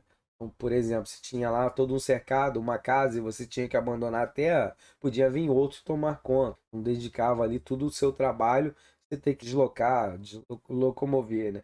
Então, nesse parâmetro já não era mais viável. Então, teve ali o desenvolvimento agrícola. Vamos destacar ainda as inovações tecnológicas e neolíticas que a gente tinha, né? Inventava a roda, por exemplo, a cerâmica na época, onde conseguia armazenar água, fazer panelas. Ali já tinha as primeiras transformações, intelecto, que era transformar as coisas físicas e químicas em elementos naturais, gerando os elementos artificiais dentro do contexto. Aí foi tendo um aumento aí as ferramentas para o cultivo da terra, recipientes cerâmicos, fornos, pilões para fazer a farinha, roupas. Então já foi modificando, já não era só pele, já conseguiam fazer roupas da lã dos próprios animais. E é uma diversificação enorme, né, que fez aí surgirem os centros de trocas de produção agrícolas e manufaturados, né? Então, como vou tendo a parte aí do escambo, que a gente vai ver ao decorrer. Não tardaria muito a idade dos metais imprimisse um novo marco nas relações do homem com a natureza, iniciando aí com o cobre, depois veio o bronze e mais tardiamente, por volta de 35 mil anos atrás, veio o ferro. Então chegou para dominar todos os outros. Todas as inovações conjugadas ao aumento desse crescimento e os ascendentes agrícolas da época conferiram extremos valor no trabalho humano. Eles conseguiam produzir muito mais com menor tempo. As máquinas, então, era fundamental para que isso fosse feito com mais eficiência e evolução, tanto do crescimento em seu entorno, quanto do conforto, né? Já foi trazendo aí ao seu decorrer. Tendo sido em base as primeiras sociedades escravagistas, onde eles já conseguiam ter os alimentos que eles trocavam por outros alimentos ou às vezes com outros produtos em outras localidades, que o plantio não tinha como ser efetuado. Então, às vezes, uma aldeia conseguia produzir o ferro, a enxada e tudo mais, ele tinha lá parte da química, mas a terra não era produtiva. Então, eles viajavam com os barcos já da época para chegar até a parte de troca, de fazer o escambo, trocar pelo alimentos, por pele e tudo mais que a gente consegue acompanhar em filmes, né, mais antigos. Além da conquista de terra, já que eles já tinham a parte aí dos navios e o saque de grandes riquezas. Começavam já a ter essa parte aí, direcionavam a roubar a riqueza de outros povos menos afortunados. E fora os trabalhos escravos, não era só a fortuna. Muitas vezes iam para roubar pessoas, para escravizarem elas na terra deles, a mão de obra. Então, já ali o sucessor da Revolução Neolítica da época, foi responsável pela significativa multiplicação de espécies humanas ali, aumentando a expectativa de vida. Por quê? O pessoal conseguia durar mais, devido à parte de nomadismo já não ser tão afetiva na época. O pessoal ali não precisava fazer tanto esforço, tinha os escravos, a alimentação já era cozida, tudo foi melhorando para a idade da vida ser mais prolongada. Antes da época ali, um ser humano vivia cerca de 35 a 45 anos de idade somente. Depois já vinha óbito. Então, se você for comparar com a idade de hoje, é muita coisa. Então, o aparecimento dos primeiros aglomerados urbanos aplicou profundas alterações nas relações sociais e na necessidade de produções de alimentos para o abastecimento desta comunidade. Isso quer dizer o quê? Estou precisando de escravos, de mão de obra. Então, peraí, preciso de mais alimento. Se eu preciso de mais alimento, quer dizer o quê? Se eu conseguir bastante escravo para conseguir que essa comunidade cresça, eu consiga fazer sobrar, que eu consiga trazer outras coisas de fora, fazer outras trocas e começar a conquistar riquezas. Segundo o Uni ali, ele traz para nós algumas coisas aqui dentro daquele legado. Então a gente vai ver aqui, legado neopolítico, devemos aos mesotopônicos vários elementos de nossa civilização. O ano de 12 meses e uma semana de 7 dias, isso foi pela época, pelo plantio e tudo mais, que eles tinham lá os matemáticos, a divisão do dia em 24 horas, crença dos horóscopos e os 12 signos zodíacos, o hábito de fazer plantio de acordo com as fases lunar, círculos de 360 graus, processos aritméticos e multiplicações. Então, tudo isso veio desta época, veio trazendo coisas benéficas para a gente que são utilizadas até os dias atuais. Beleza, dentro desse contexto, a gente ainda tem a parte da a natureza mãe para a natureza posse. Qual seria o que influencia um do outro? Nós vamos aqui ver algumas partes do mapa Mesopotâmia da época que ele vai diz ali a crescente fértil foi criado na arquitetura da Universidade de Chicago, referente ao fato de acordo de formato pelas diferentes zonas aritméticas de uma lua crescente. Então ela tinha tudo a ver com os períodos de plantação, o que dava ou não dava na época. Então aqui era chamado o sedentarismo, de modo geral, da época, constituía essa nova fase de vida e que permitiu o homem controlasse sua provisão de alimentos. Ele já sabia que da determinada época, de tal época, era o plantio da soja e do arroz. Depois dessa época, dava milho. Depois dava o algodão. E assim foi. Tal foi trigo. E assim eles conseguiam já ter uma parte lunar, né? Vamos dizer, um calendário de plantios. De quanto plantar, quanto tempo germinava até a época de colheita. Então, eles já eram bem inteligentes na época sobre essas questões de agricultura. A disponibilidade de alimentos para o abastecimento agora dependia do trabalho humano e não mais da mãe natureza, digamos. Dessa forma, os aglomerados humanos começaram a aumentar, sendo necessário que as áreas maiores de terra fossem cultivadas e com isso mais escravidão ocorresse. Eles já conseguiam aprender ali a parte de armazenar e também de manter um alimento que durasse o ano inteiro durante uma colheita, né? E mesmo na época que não era fértil para o plantio, eles conseguiam manter aquilo armazenado através das cerâmicas imensas, né, que eles faziam para armazenar todo esse material. Então a gente viu aí que a delimitação da área de cultivo ele aumentou e nasce o conceito de propriedade. Então os mais ricos geralmente eram os donos das terras, determinado ali o trecho de terra pertinente a um único indivíduo. Então aquele que tinha maior força era o conquistador e os outros eram escravos. E assim depois vai nascer na hierarquia. Dessa forma, a relação com a terra oriunda da Revolução Agrícola, os acordos em princípios não escritos, eram simplesmente verbal na época, regiam de direitos de propriedade. Este acordo era ali o Código de Hammurabi. Isso, que embora tenha sido escrito, compilava leis que na prática regiam do sedentarismo. O Mubari, na verdade, não criava as leis inéditas, na verdade, inovadoras, apenas sintetizava as práticas sociais comuns aos outros povos da região. Então, colhendo assim, reunir e unificar as legiões. Então se dizia, a família tal é dona de tal terra, não tinha como você tomar aquela terra, invadir, era de geração essa terra ia gerando perante a família. Não precisava ter nada escrito, era bem diferente da época de hoje. Contudo, se tratava sobre as leis da propriedade, dentro dessa época de crescimento, que era chamado de olho por olho e dente por dente. O pessoal ficava ali defendendo a sua terra, se alguém ousasse invadi-la, tomar para si, era punido com a morte. Definia essa lei, né, de conduta entre os moradores, o direito à propriedade, nesse caso, defesa à vida e a honra e a dignidade da sua família. Então era mesmo com a bala você defendia tudo isso aí mesmo. Isso, tanto seu terreno, quanto sua família, quanto sua dignidade. Tudo era através do olho por olho, dente por dente, né? A transgressão levava seus autores a castigos que iam desde amputação das partes do corpo até o pagamento com a vida. Como a gente viu ali, se o cara não trabalhasse direito, enrolasse ou fizesse alguma coisa que não era para fazer, principalmente na época dos brancos ali, tentava fazer alguma coisa que não era permitido para tal época, raça inferior, digamos, na época, que não tem nada a ver, lógico, eles eram punidos dessa forma, como a gente vai ver aí ao decorrer. O homem livre e o homem posse. Então, dentro dessa parte que a gente está tendo o raciocínio, ainda a gente tem, à medida que a relação homem-terra muda, a relação homem-homem muda também, para que a relação dono e propriedade se definam. Isso quer dizer o quê?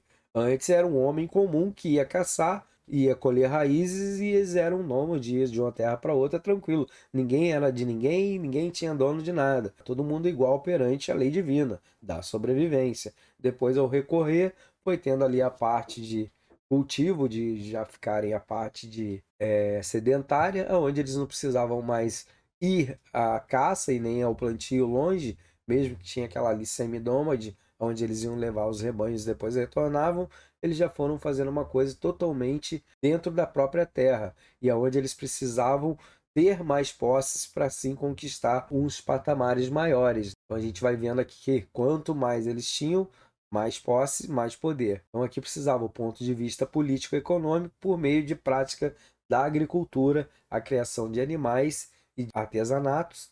O valor do trabalho homem torna-se uma moeda preciosa. Então por isso que ali teve aquela parte de comercialização de escravos do próprio ser humano.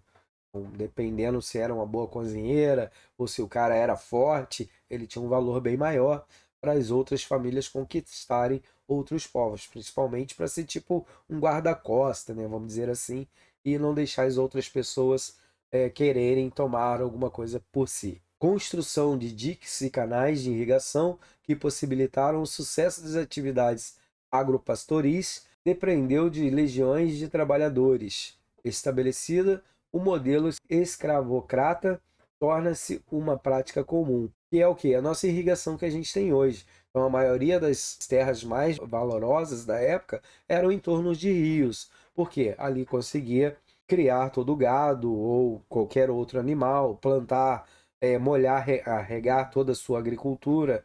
Então, era estratégia. Mas para isso, eles precisavam de mão de obra e também a parte ali de domínio das águas e tudo mais, para que não fosse de qualquer um. Então, uma pessoa que tivesse posse, uma terra que tivesse água, muito valorizada. Até o dia de hoje né? Conforme veremos ao longo da história da humanidade, uma pessoa poderia se privar de sua liberdade por diversos motivos, ou seja, poderia ser presa por ser um prisioneiro de guerra, por adquirir uma dívida, por punição, por um crime, voluntariamente, entre troca de alimento para si ou para sua família, ou por ser considerado culturalmente inferior. Então, como vocês viram ali, eram várias as formas aí da pessoa ter a sua penalidade. Às vezes a pessoa se transformava em escravo sem ser, mas a fome era tanto que eles precisavam alimentar a sua família. Então eles faziam uma proposta. Não, eu vou ser o seu escravo se você alimentar a minha família.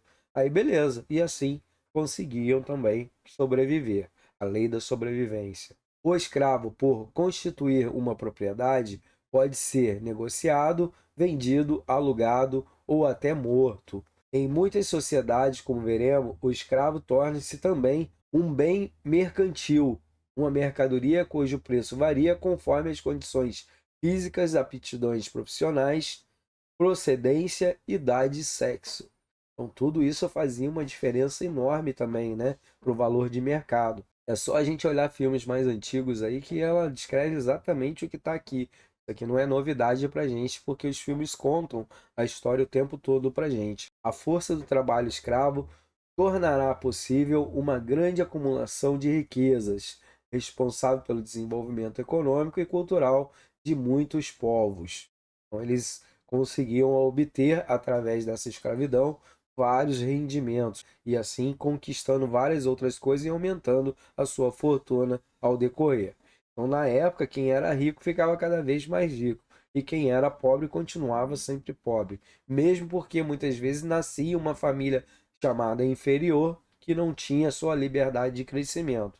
Se nascesse ali, você estava fundado a ser pobre pro resto da vida, né? Até o final da vida e os seus descendentes também. Ao evoluir essa comunidade, assumiram dois caminhos distintos. Por exemplo, levou à formação de Oriente Próximo das sociedades de regime de servidão coletiva e o outro levou à formação da Grécia e em Roma das sociedades escravatistas. Vamos ver que tem duas aí comunidades que assumiram dois caminhos distintos. Trabalho compulsório. A população podia ser convocada para períodos de servidão durante até que a obra a ser realizada fosse concluída. Quem tentasse fugir estava ressalvado os castigos que iam desde mutilação dos seus órgãos, dos seus membros, até a pena da escravidão definitiva. Para vocês verem que a coisa era bem complicado.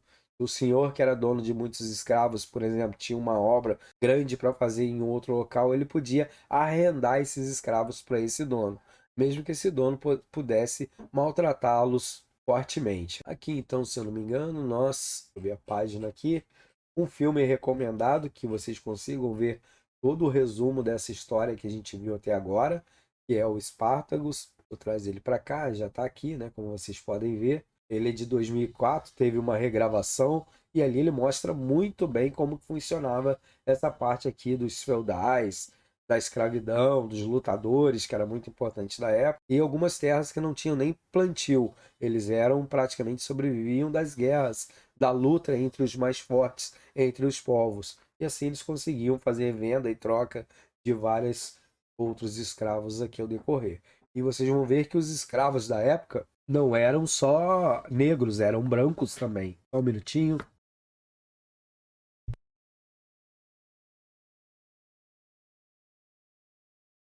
Desculpa aí que eu tô com uma gripe danada, mas bora lá. Então aqui a gente viu parte do resumo e agora a gente vai voltar no tópico 2. Tem um quadro meio importante aqui que eu vou passar para vocês. Por quê? Porque aqui vai ajudar vocês bastante, aqui a questão de prova, distinguir aqui o nomadismo e o sedentarismo. As atividades aqui, caça, o outro já era agricultura, os artefatos aqui, lasca de osso e o outro cerâmica, e assim vocês vão indo. Então dê uma olhada aqui nessa parte para vocês conseguirem distinguir quando é um e quando é outro. Isso é questão de prova certo, tá? Beleza. Já no tópico 2, nós vamos ver aí essa parte de as grandes aglomerações humanas na interface social e natureza. Então, bora lá dar uma olhada nessa parte da introdução, a evolução da cultura urbana e o seu impacto aí perante o meio ambiente, conforme vai tendo o seu crescimento. Então, vai sendo a derrubada das matas, outros conceitos que vocês vão ver ao decorrer aqui. Então, a gente vai ter um mapa aqui considerável, as principais cidades da antiguidade, certo? E nelas a gente vai ver a evolução urbana, que a gente vai falar um pouco sobre ela. Dentro desse contexto, a gente tem as aldeias, territórios onde foram construídas habitações sólidas das grandes cidades, as territórios em volta dos castelos e tudo mais, que é próxima das áreas de cultivos e pastagem de rebanho, e surgiram a aglomeração humana. Próximo, então, à alimentação e aonde necessitava que os escravos estivessem trabalhando, certo? Então, a crescente diversificações de bens de consumo, a troca de escambo vindo de outros lugares, faziam nascer o centro de troca de produtos agropecuários. Plantava feijão, o outro plantava milho, então eles faziam aquela troca entre si, não necessariamente que esse cultivo era feito no mesmo local, certo? A urbanização se deu prioriamente em locais predispostos à fertilidade do terreno, da cultura, onde tinha disponibilidade de água, possibilidade de rios, principalmente, construírem diques e reservatórios para a irrigação da lavoura, ou mesmo para dar água aos animais. Foi necessário também um trabalho sistemático das invenções perante essa parte, que era de construir diques, cavar valetas para que a água chegasse até um determinado local, modificar o rumo do rio ou do riacho, né? Estabelecer regras sobre a utilização da água, não era qualquer um que podia usar de qualquer maneira. Então, quem tivesse terra perto dos rios não fosse o único beneficiado. Então, precisava que outras pessoas também tivessem acesso à água, e não seja exclusivamente daquela pessoa aonde era dono da terra, certo? Não significava controlar o rio e fazê-lo trabalhar para a comunidade. Beleza? O resultado, no entanto, foi fertilidade para a terra e alimento abundante para todos os que conviviam ali. Vida de grupo humana, que teve o crescimento, que requer que a terra produza mais e melhor com o uso da tecnologia. Então isso é direcionado esse pensamento para o quê? Para os dias atuais, não é verdade? Quanto mais produzir, e vocês estão acompanhando aí as notícias, e cada ano que vem, cada ano que vai, conseguem produzir mais com a mesma quantidade de terra. Tudo leva a crer que o desenvolvimento de uma tecnologia eficiente de irrigação foi o fato decisivo na fundação das primeiras cidades no Oriente, ou no Oriente Próximo, né? Porque sem a água, nem o legume, nem as frutas, nem os animais desenvolvem. A gente vai ver aqui algumas ruínas, por exemplo, de Jericó, e não tinha água próximo e a cidade se transformou praticamente nisso. Eles não tinham uma parte de logística muito bem criada, né, na época. Então, as primeiras cidades caracterizavam pela presença de várias aldeias em torno de um templo, cuja intérprete era uma sacerdote que acumulava as funções de dirigir a cidade, além de supervisionar as colheitas, orientar o armazenamento de grãos e as distribuições das sementes da água. Então, naquela época não era chamado de o prefeito da cidade, né? Então era chamada de uma sacerdote. Ela ali que dizia as regras de uma aldeia, né? Então a gente já via que já tinha alguém representando. Senão viraria uma anarquia. A organização mais eficaz nos transportes para mover madeiras, pedras, produtos agrícolas de partes longuíssimas, através de animais, aperfeiçoamento de transportes terrestres com a roda ou tração animal e o transporte fluvial com os pastoreiros ou uso de embarcações à vela. Como vocês podem ver, a evolução já foi vindo, já entrando dentro da logística, principalmente, uma área de evolução muito forte nessa época. Se não houvesse isso, essa criação, realmente seria tudo mais difícil. Com o passar do tempo, a agricultura, além da agricultura, né, aprimoramento das técnicas em torno de metais, profissões, né, da época ali especializadas, precisava também das áreas metalúrgicas, de outras profissões que iam surgindo ao decorrer das suas necessidades. E claro, do mercador, que é aquele cara que comprava e vendia e trazia de outros locais. Sujeito que intermediava trocas de mercadorias. Essa parte também do comércio foi muito importante.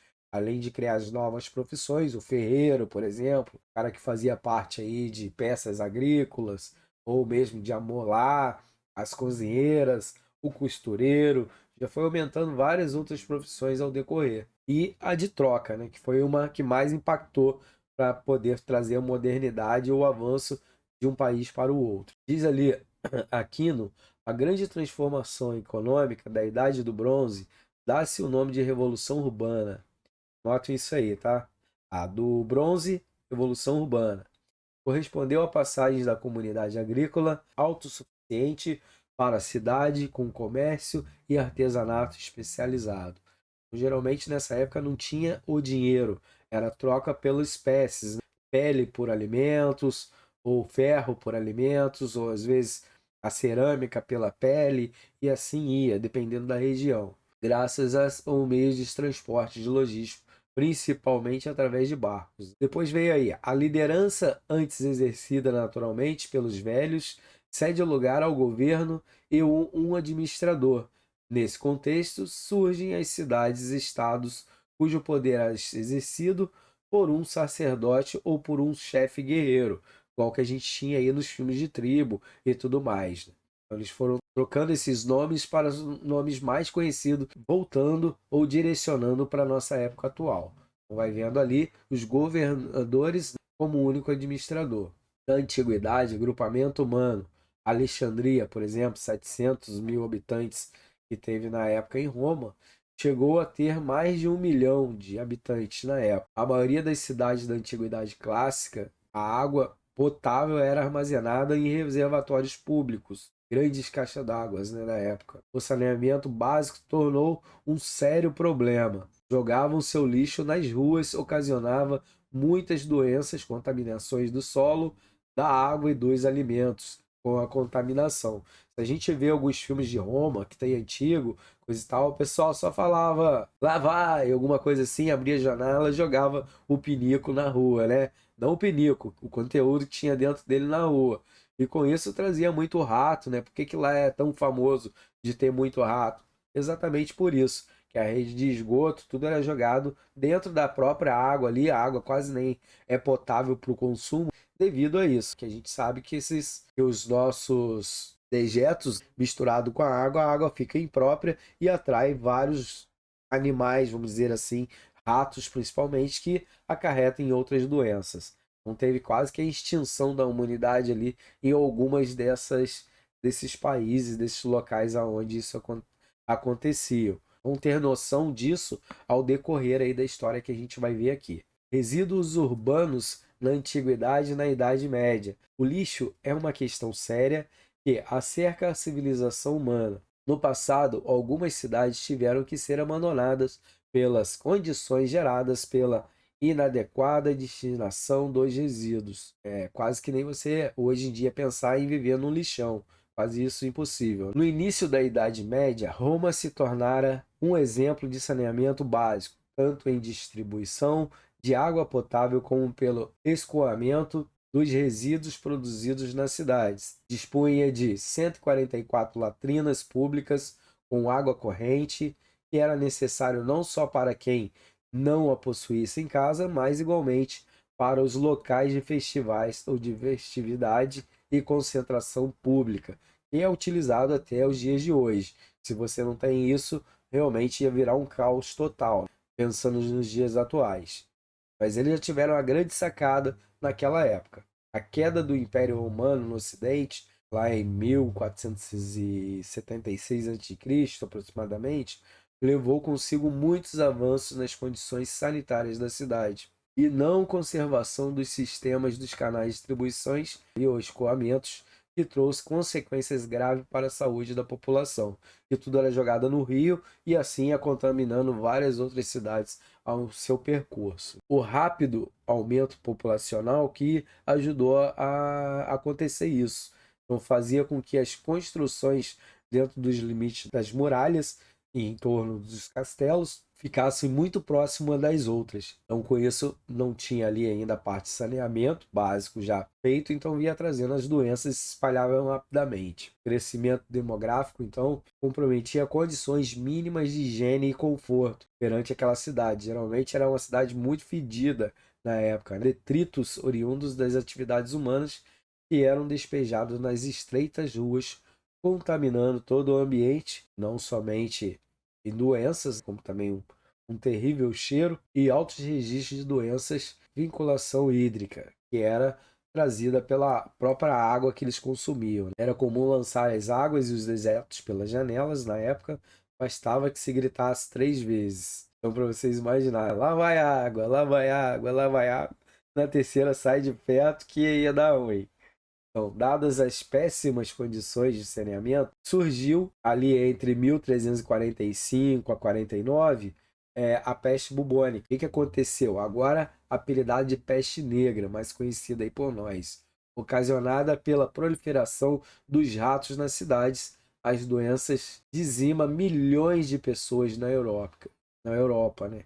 Estima-se a morte de pelo menos 1/3 de toda a população Europa na época. Então, era muito grave realmente. E a gente tem até uma imagem dela aqui, localizar, né? O pessoal às vezes até ficava com aquela coisa bicuda. Aqui não tá, mas em algum deles vai mostrar. Os vivos quase não conseguiam enterrar os mortos. Evitava-se eles, né, com o horror transmitia. No momento que aparecia em alguém uma úlcera ou um inchaço, geralmente embaixo da virilha ou da axila, a vítima ficava privada de toda assistência, abandonada por seus parentes. Então largava a pessoa no quarto lá e deixava ela se virar. Ninguém chegava perto por causa da sua contaminação. Então a pessoa era jogada no seu próprio destino, né? Praticamente. Era bem cruel as coisas da época. Após tantas fatalidades, criaram algumas ações de saúde pública na cidade. Então ninguém deve ter canos ou goteiras que desemboquem nas ruas públicas, com exceção da água da chuva ou de fontes. Ninguém deve jogar na rua detritos, nem excrementos humanos, nem lixo de alguma forma. Não se deve tampouco jogar nada na rua na frente de casa. E isso é mantido até os dias de hoje. Se isso não fosse possível, as grandes cidades como São Paulo, Rio de Janeiro, já tinha virado um caos total, né? A coleta de lixo aqui, vocês podem ver como ela tem uma primordial importância para a sobrevivência da população. É notório que a instalação do caos ambiental, como se vira nas cidades medievais, canteava logo o caos e o colapso social. Para vocês verem que era bem importante mesmo essa parte, que era, não que é, né? Tem aí água encanada, rede de esgoto também, que elas não se misturem e tudo mais. Depois a gente tem aí no tópico 3, a sociedade brasileira no meio ambiente, sua importância. Dá uma olhada nesse tópico aqui e falando um pouco sobre ele, voltar para o nosso vídeo, vocês vão ter uma visão legal aí enquanto eu vou falando. O que esse tópico traz, né? Ele traz aí a luz ou os elementos éticos e culturais que formaram a sociedade brasileira ao decorrer desses anos aí. A partir específica, a partir de 1500. Compreendeu a relação entre os índios, os negros e os europeus, que formaram a tríplice da sociedade brasileira, aos ciclos econômicos e sua degradação ambiental, cenário brasileiro atual, certo? Que a gente vê aí esse caos que o Brasil está se tornando devido à evolução. Não traz só coisas benéficas, muitas das suas vezes. O cenário brasileiro pré-descobrimento. O que ocorreu dentro dessa época? Um dos cenários naturais ali da história do Brasil, a gente poderia dizer que era curioso perceber em tempos históricos os navegadores portugueses que estabeleceram a posse do Brasil, né, através do mar, e conexões que eram remotas, uniram o Brasil, a África e a Índia. Então eles iam trazendo uma coisa de cada país, interligando nessa parte de troca e também levando riquezas para o próprio país deles ali, Portugal. A gente vai ver que dentro dessas partes navegantes, no extremo sul, na América do Sul, na verdade, que próximo a gente, uma espécie de vitrine biológica do que a mãe natureza fora capaz de criar. Eles ficaram perplexos com tanta coisa legal que tinha, né? As florestas ali, né, que cobriam cerca de 1 milhão de quilômetros quadrados na época, chamada de Mata Atlântida brasileira, associada a outros muito maior, a floresta amazônica, e ainda é um conjunto de 2 florestas que formavam a mais ricas das espécies florestais tropicais do planeta. É muito admirado, ainda é, né? Apesar dessa devastação, desmatação desenfreada. Tem aí quais seriam elas? A Mata Atlântida brasileira associada à floresta amazônica. Ainda a gente tem a mistura dos 3 povos, no caso de continentes distintos, que são nós, os da América, os africanos e os europeus. Nós, que eu digo aqui, os indígenas, então, que rendeu ao Brasil uma rica diversidade cultural. Por isso que a gente vê aí uma grande parte, Rio de Janeiro, São Paulo, Bahia principalmente, porque lá eram descendentes escravatórios, né, que vinham, então tem muita gente de pele, de cor. Foi Rio de Janeiro, São Paulo, vai ter mais os moreninhos, que nem eu. Depois aqui pro Rio Grande do Sul, já vai vindo aí os louros, né, a galera mais de olho azul, porque aí já tem a parte já da mistura do alemão, né, que vai vir aí ao decorrer também. Então a sociedade brasileira foi formada basicamente pelos índios e pelo africano e pelos europeus. Então a mistura dessas 3 raças aí foi surgindo nós brasileiros. Cada etnia com o seu costume, sua religião, folclore, língua, culinária e vestimentas, né, que são as roupas, contribuiu de sua maneira para a formação dessa sociedade multicultural. Por isso que nós aqui recebemos todos de qualquer lugar do planeta muito bem, né? Porque a gente tem essa diversidade, tanto desde nossa criação, digamos assim. A primeira leva dos europeus era representada principalmente pelos portugueses, certo? na condição de exploradores e senhores da terra. Porque na época aqui não tinha contrato, não tinha nada disso. Então, como eles já eram evoluídos lá, chegaram aqui e aplicaram através da força e do conhecimento que eles tinham com os índios. Então, os índios, entre os seres escravizados da época, que trocavam a sua mão de obra por enquilharias, acabaram sendo domesticados aí e reduzidos, porque muitos deles se recusavam a virar escravo e acabam tendo a pena de morte, né? E os africanos, braços para a lavoura, né? Engenhos e mineração, que eram pessoas mais resistentes e que os portugueses não sobreviviam muito bem aqui. Os negros, pela sua cor da pele, tinham uma resistência muito maior aqui à ambientação tropical do Brasil. Então, os escravos africanos foram a grande força motriz econômica brasileira da época. Eles conseguiam resistir a várias doenças e ao ambiente tropical e quente que o Brasil tinha na época. Ainda tem, né? Quando o Brasil foi descoberto pelos portugueses, sua expansão marítima buscavam o ouro, né? Na verdade, eles estavam buscando floresta. E o motivo maior que impulsionou o velho mundo a aventurar-se em mares desconhecidos foi o que eles davam um grande valor, né? Então, eles sempre estavam tentando descobrir ouros em outras partes, para trazer o ouro para o seu país lá, Portugal, Espanha, no caso.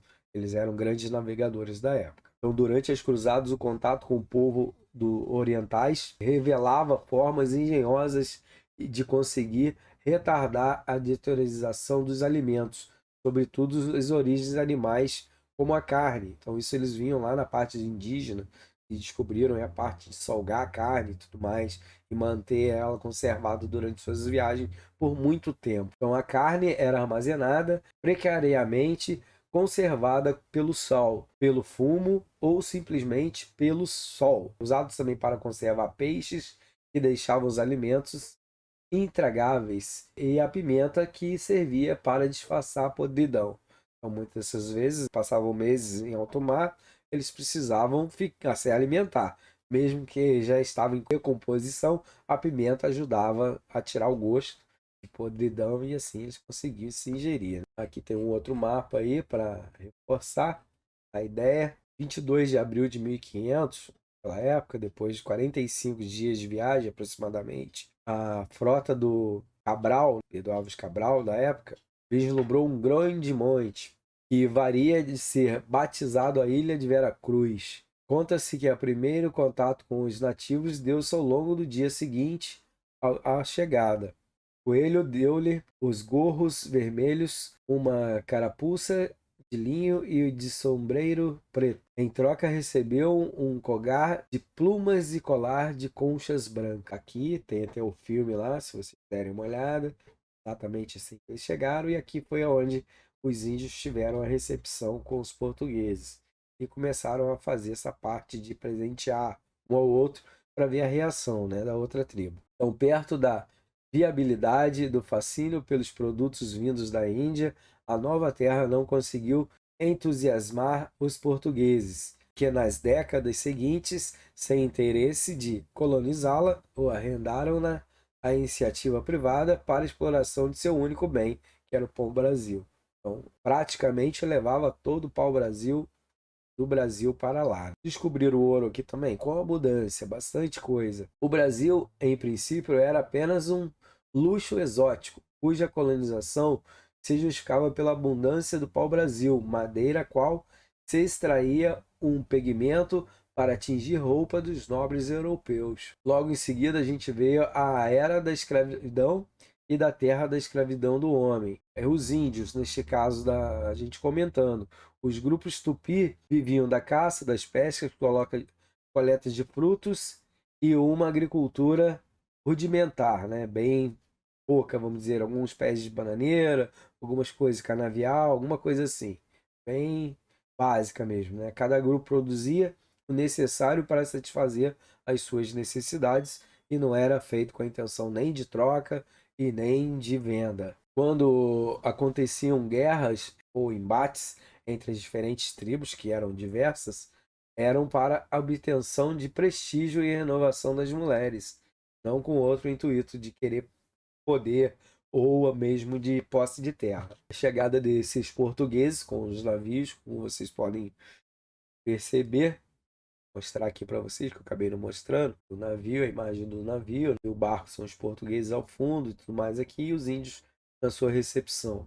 Então, na chegada dos portugueses, que representou para os índios uma verdade catastrófica. Então, foi uma emoção, né? Eles verem tudo aquilo que eles nunca tinham visto, mas depois foi o terror, o inferno na terra. Então, os brancos eram, ao mesmo tempo, respeitados, temidos e odiados, como homens dotados pelos poderes especiais. Com os interesses em colonizar a terra, a coroa portuguesa transforma em uma imensa fazenda de pau-brasil e logo arrenda a iniciativa privada.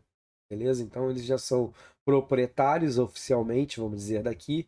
Então parece que não tinha ninguém morando, né? Mas já tinham os índios, eles eram os verdadeiros proprietários. Mas como eles eram uma raça considerada inferior, pelo menos na força, vamos dizer, através de armas e tudo mais, eles conseguiram dominar o Brasil então, e os índios. A forma de negócio atraiu outros interessados na árvore do Novo Mundo, né? Então entraram em cena os traficantes espanhóis, ingleses e franceses para roubarem aí o pau-brasil e também, consequentemente, o ouro.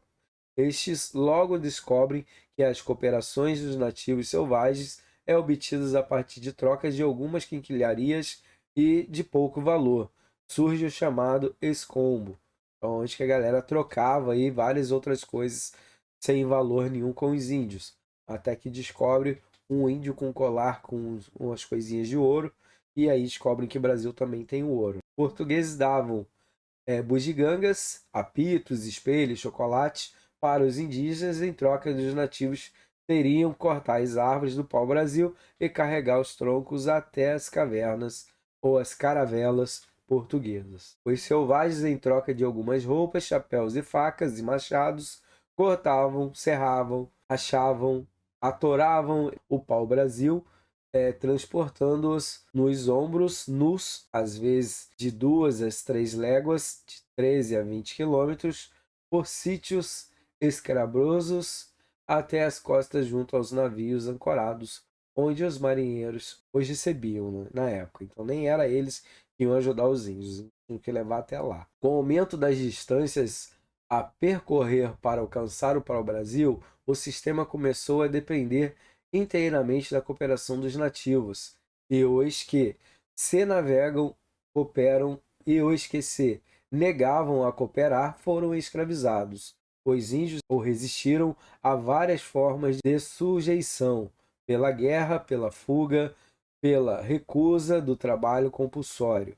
Os nativos não conseguiam suportar o desgaste cultural, as epidemias e as mortes. Por quê? Muitas vezes eles traziam gripes, qualquer outras doenças que para eles em Portugal lá não eram uma doençazinha básica, mas para os índios eram praticamente fatal. Então, os índios foram as vítimas de doenças como sarampo, a varíola, gripe, para as quais não tinham defesa biológica. Epidemias se destacaram, virulência, matando mais de 60 mil índios. A partir de 1570, a coroa começou a incentivar a importação de africanos, considerados pelos portugueses mais adaptáveis ao trabalho escravo. Também que surge a primeira lei proibindo a escravidão dos índios.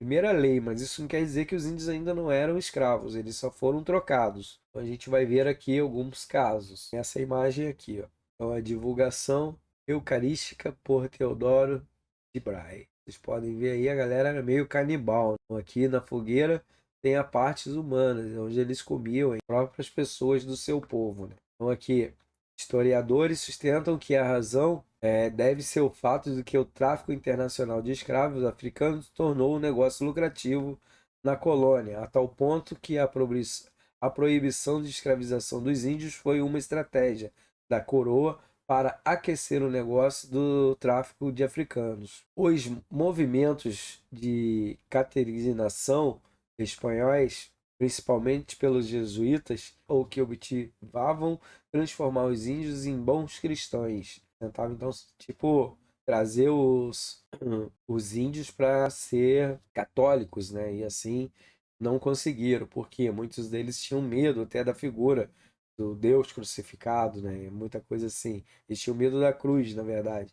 Eles tiveram que fazer algumas adaptações para que os índios começassem a não adorar os deuses deles, que os deuses dos índios eram as árvores, era o sol, era o vento, era a lua, né? Muito diferente de um ser humano. Então lá eles eram representados, o Deus deles, da portugueses ali, da Igreja Católica, através de um homem crucificado na cruz. Então eles tinham medo da cruz.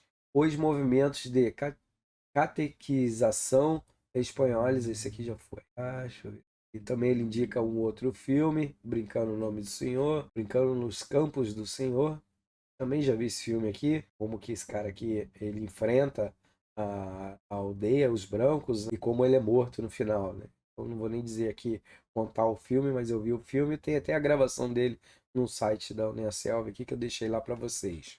Os africanos. Salvador, na Bahia, foi o primeiro grande centro importador dos escravos, como fumo produzido. Os traficantes dispunham de uma valiosa moeda de troca para adquirir escravos. Tinham aí várias partes onde eram desembocados esses escravos que vinham lá da África, tanto na Bahia quanto em Salvador. Por isso que lá tem muito negro, porque era lá realmente o centro de comércio, né, inicial. Então vocês vão ver que tem várias coisas lá que, historicamente falando, que diz muito sobre os imigrantes, né, os escravos da época. Eram abundantes no Brasil colonial os quilombos, redutos de negros que conseguiam escapar pela fuga. Um dos mais famosos foi o Quilombo dos Palmares, que até fizeram novela dele, né? Ele criou uma aldeia e tudo mais. Entre os argumentos usados para justificar a escravidão africana, a inferioridade racial era o que contava com os mais aptos. Teorias científicas reforçaram o preconceito, o tamanho da forma do crânio dos negros, o peso de seu cérebro, etc. Demonstrava que se estava diante de uma raça de baixa inteligência e emocionalmente intangível. Então eles consideravam, por o crânio dos negros ser maior, que eles não eram capazes de ter inteligência, que eles eram realmente como se fosse um animal, feito somente para o trabalho escravo mesmo, igual que se fosse uma junta de boi. Depois, ao recorrer, é lógico que isso foi identificado. Então, os negros escravizados, ou no caso, não tinha direito nem mesmo porque era considerado juridicamente uma coisa e não um ser humano. Nem sempre o escravo estava a serviço do dono. Havia senhores que adquiriam os escravos para arrendá-lo ou para arrendamento, prestando serviço a terceiro. Outra modalidade bastante comum nos centros urbanos eram os escravos de ganho. Estes tinham uma licença para prestar serviço vendendo mercadorias, como barbeiros ou mesmo prostituindo-se. Em troca de seus senhores, cobravam uma quantia fixa por dia ou por semana. Beleza. Tem aqui imagem. A escravidão espalhou por toda a sociedade brasileira. O desejo de possuir um escravo era comum desde das classes dominantes até as pessoas mais simples. A quantidade de escravos que a família punha também era uma maneira de status social. Então, quanto mais escravos eles tinham, mais poderosos. Todo o ciclo econômico que se sucederam ao decorrer desses anos, o trabalho mais duro era o da mineração, devido às doenças e acidentes em geladeiras subterrâneas, e a vida útil de um escravo na mineração ficava entre 7 a 12 anos. Era bem cruel mesmo, né? A privação da liberdade, o serviço exaustivo e as humilhações pautadas na suposta inferioridade racial, os africanos afrodescendentes eram submetidos também a castigos físicos e cruéis. Mesmo depois da abolição da escravatura, havia uma licença para que os marinheiros negros fossem açoitados quando o comandante considerasse necessário. Olha que absurdo. Por aí a gente vê. Depois da segunda revolta, o Congresso brasileiro aprovou a lei que proibia os castigos físicos a marinheiros negros. Durante o período de 1534 a 88, deu assinatura da Lei Áurea. No período pós-escravistas e até os nossos dias atuais, muitos afrodescendentes ainda lutam por direitos que muitas vezes têm que ser garantidos por lei. Para ver que aí eles sofrem até o dia de hoje e muitas das pessoas não conseguem entender. Teve uma evolução? Lógico que teve, né? A gente não resta dúvida. Mas tem muita coisa. O pessoal aí já tem consciência que uma pessoa negra ou branca não difere uma da outra. A inteligência é igual. Só a oportunidade que ainda é privada. Histórias Cruzadas também é muito interessante esse filme. Também está lá para que vocês possam dar uma olhada. Deixei para vocês no site da Unicel que eu criei lá. Eu vou disponibilizar abaixo desse vídeo aí para vocês. O Brasil como um quintal do mundo desde 1500, ciclo econômico brasileiro e suas conjunções, o que é cultura e quando. Então vocês vão ver que vai ter um quadro logo abaixo que vai ajudar vocês a definir algumas relações de prova, tá? Então, quem trabalhava, quem lucrava, prejuízo ambiental, prejuízo social, aquilo vai te dar um resumo de tudo que vocês precisam. Eu estou passando bem devagarinho aqui, mesmo para que vocês consigam anotar isso e conseguir estudar legal, tá? Eu vou fazer uma transiçãozinha aqui que vai ajudar vocês a anotarem isso agora de tela cheia. Vocês vão aí e faz cada uma delas. Então, quem trabalhava, quem lucrava, o prejuízo ambiental, social, onde que é cada uma dessas épocas, ao decorrer das suas evoluções, o que foi acontecendo perante esses períodos, e vocês vão fazendo a sua apresentação. Beleza. Voltando para o livro aqui. Então, o milagre econômico. Então, aqui a gente vai falar sobre economia, que a indústria brasileira, quando que ela cresceu? Ela cresceu aí de forma vertiginosa, aumentando muito o número de empregados e da renda dos trabalhadores. Então, a industrialização foi grande responsável por esse ocorrido. Atrasou a economia de uma região brasileira que não contava com os mesmos recursos de investimentos. Esse cenário incentivou a migração de um grande número de pessoas para grandes centros urbanos, crescimentos de favela e de criminalidade. É o que acontece com São Paulo e Rio de Janeiro. Né? Se a vida está difícil lá na Bahia, no Nordeste, eles tinham então a convicção de olhar pela televisão, pelo marketing, de propaganda, que lá é a terra das oportunidades, grandes centros, muitas indústrias, só coisa boa que a televisão mostrava e a rádio falava. Então eles vinham com aquela ilusão de encontrar tudo de bom nas grandes cidades. Quando chegavam aqui, se deparavam com grandes problemas.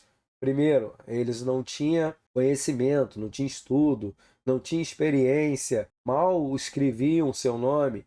Então, com isso, eles iam sendo renegados por muitas indústrias, por muitos locais de comércio e acabavam ter que morar na rua e assim se transformando nas grandes favelas que a gente vê hoje, né? Para sobreviver, muitos indo para o lado da criminalidade. Abertura econômica.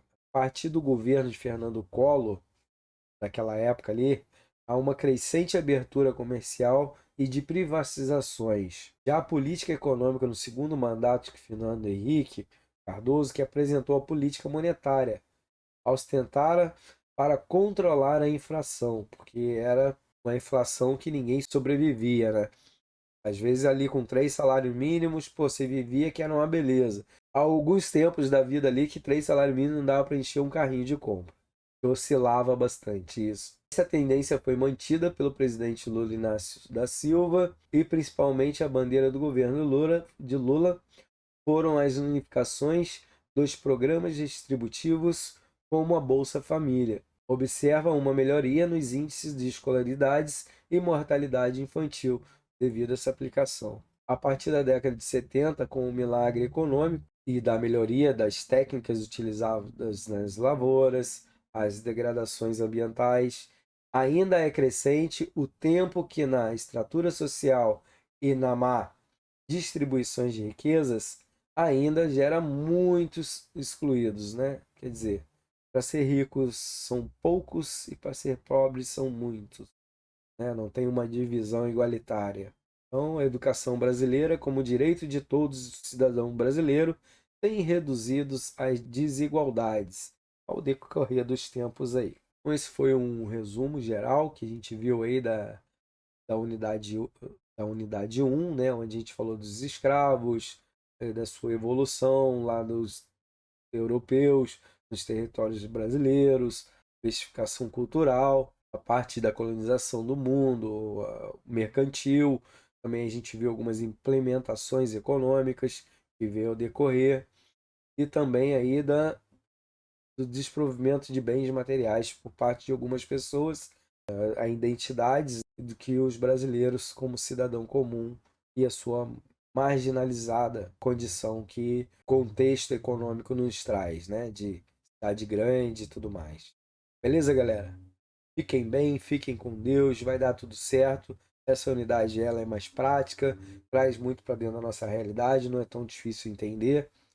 Culpa de hoje eu tô com a voz meio fanha, tô um pouco gripado, mas vai dar tudo certo aí, tá? Fiquem bem, fiquem com Deus e nos vimos em breve.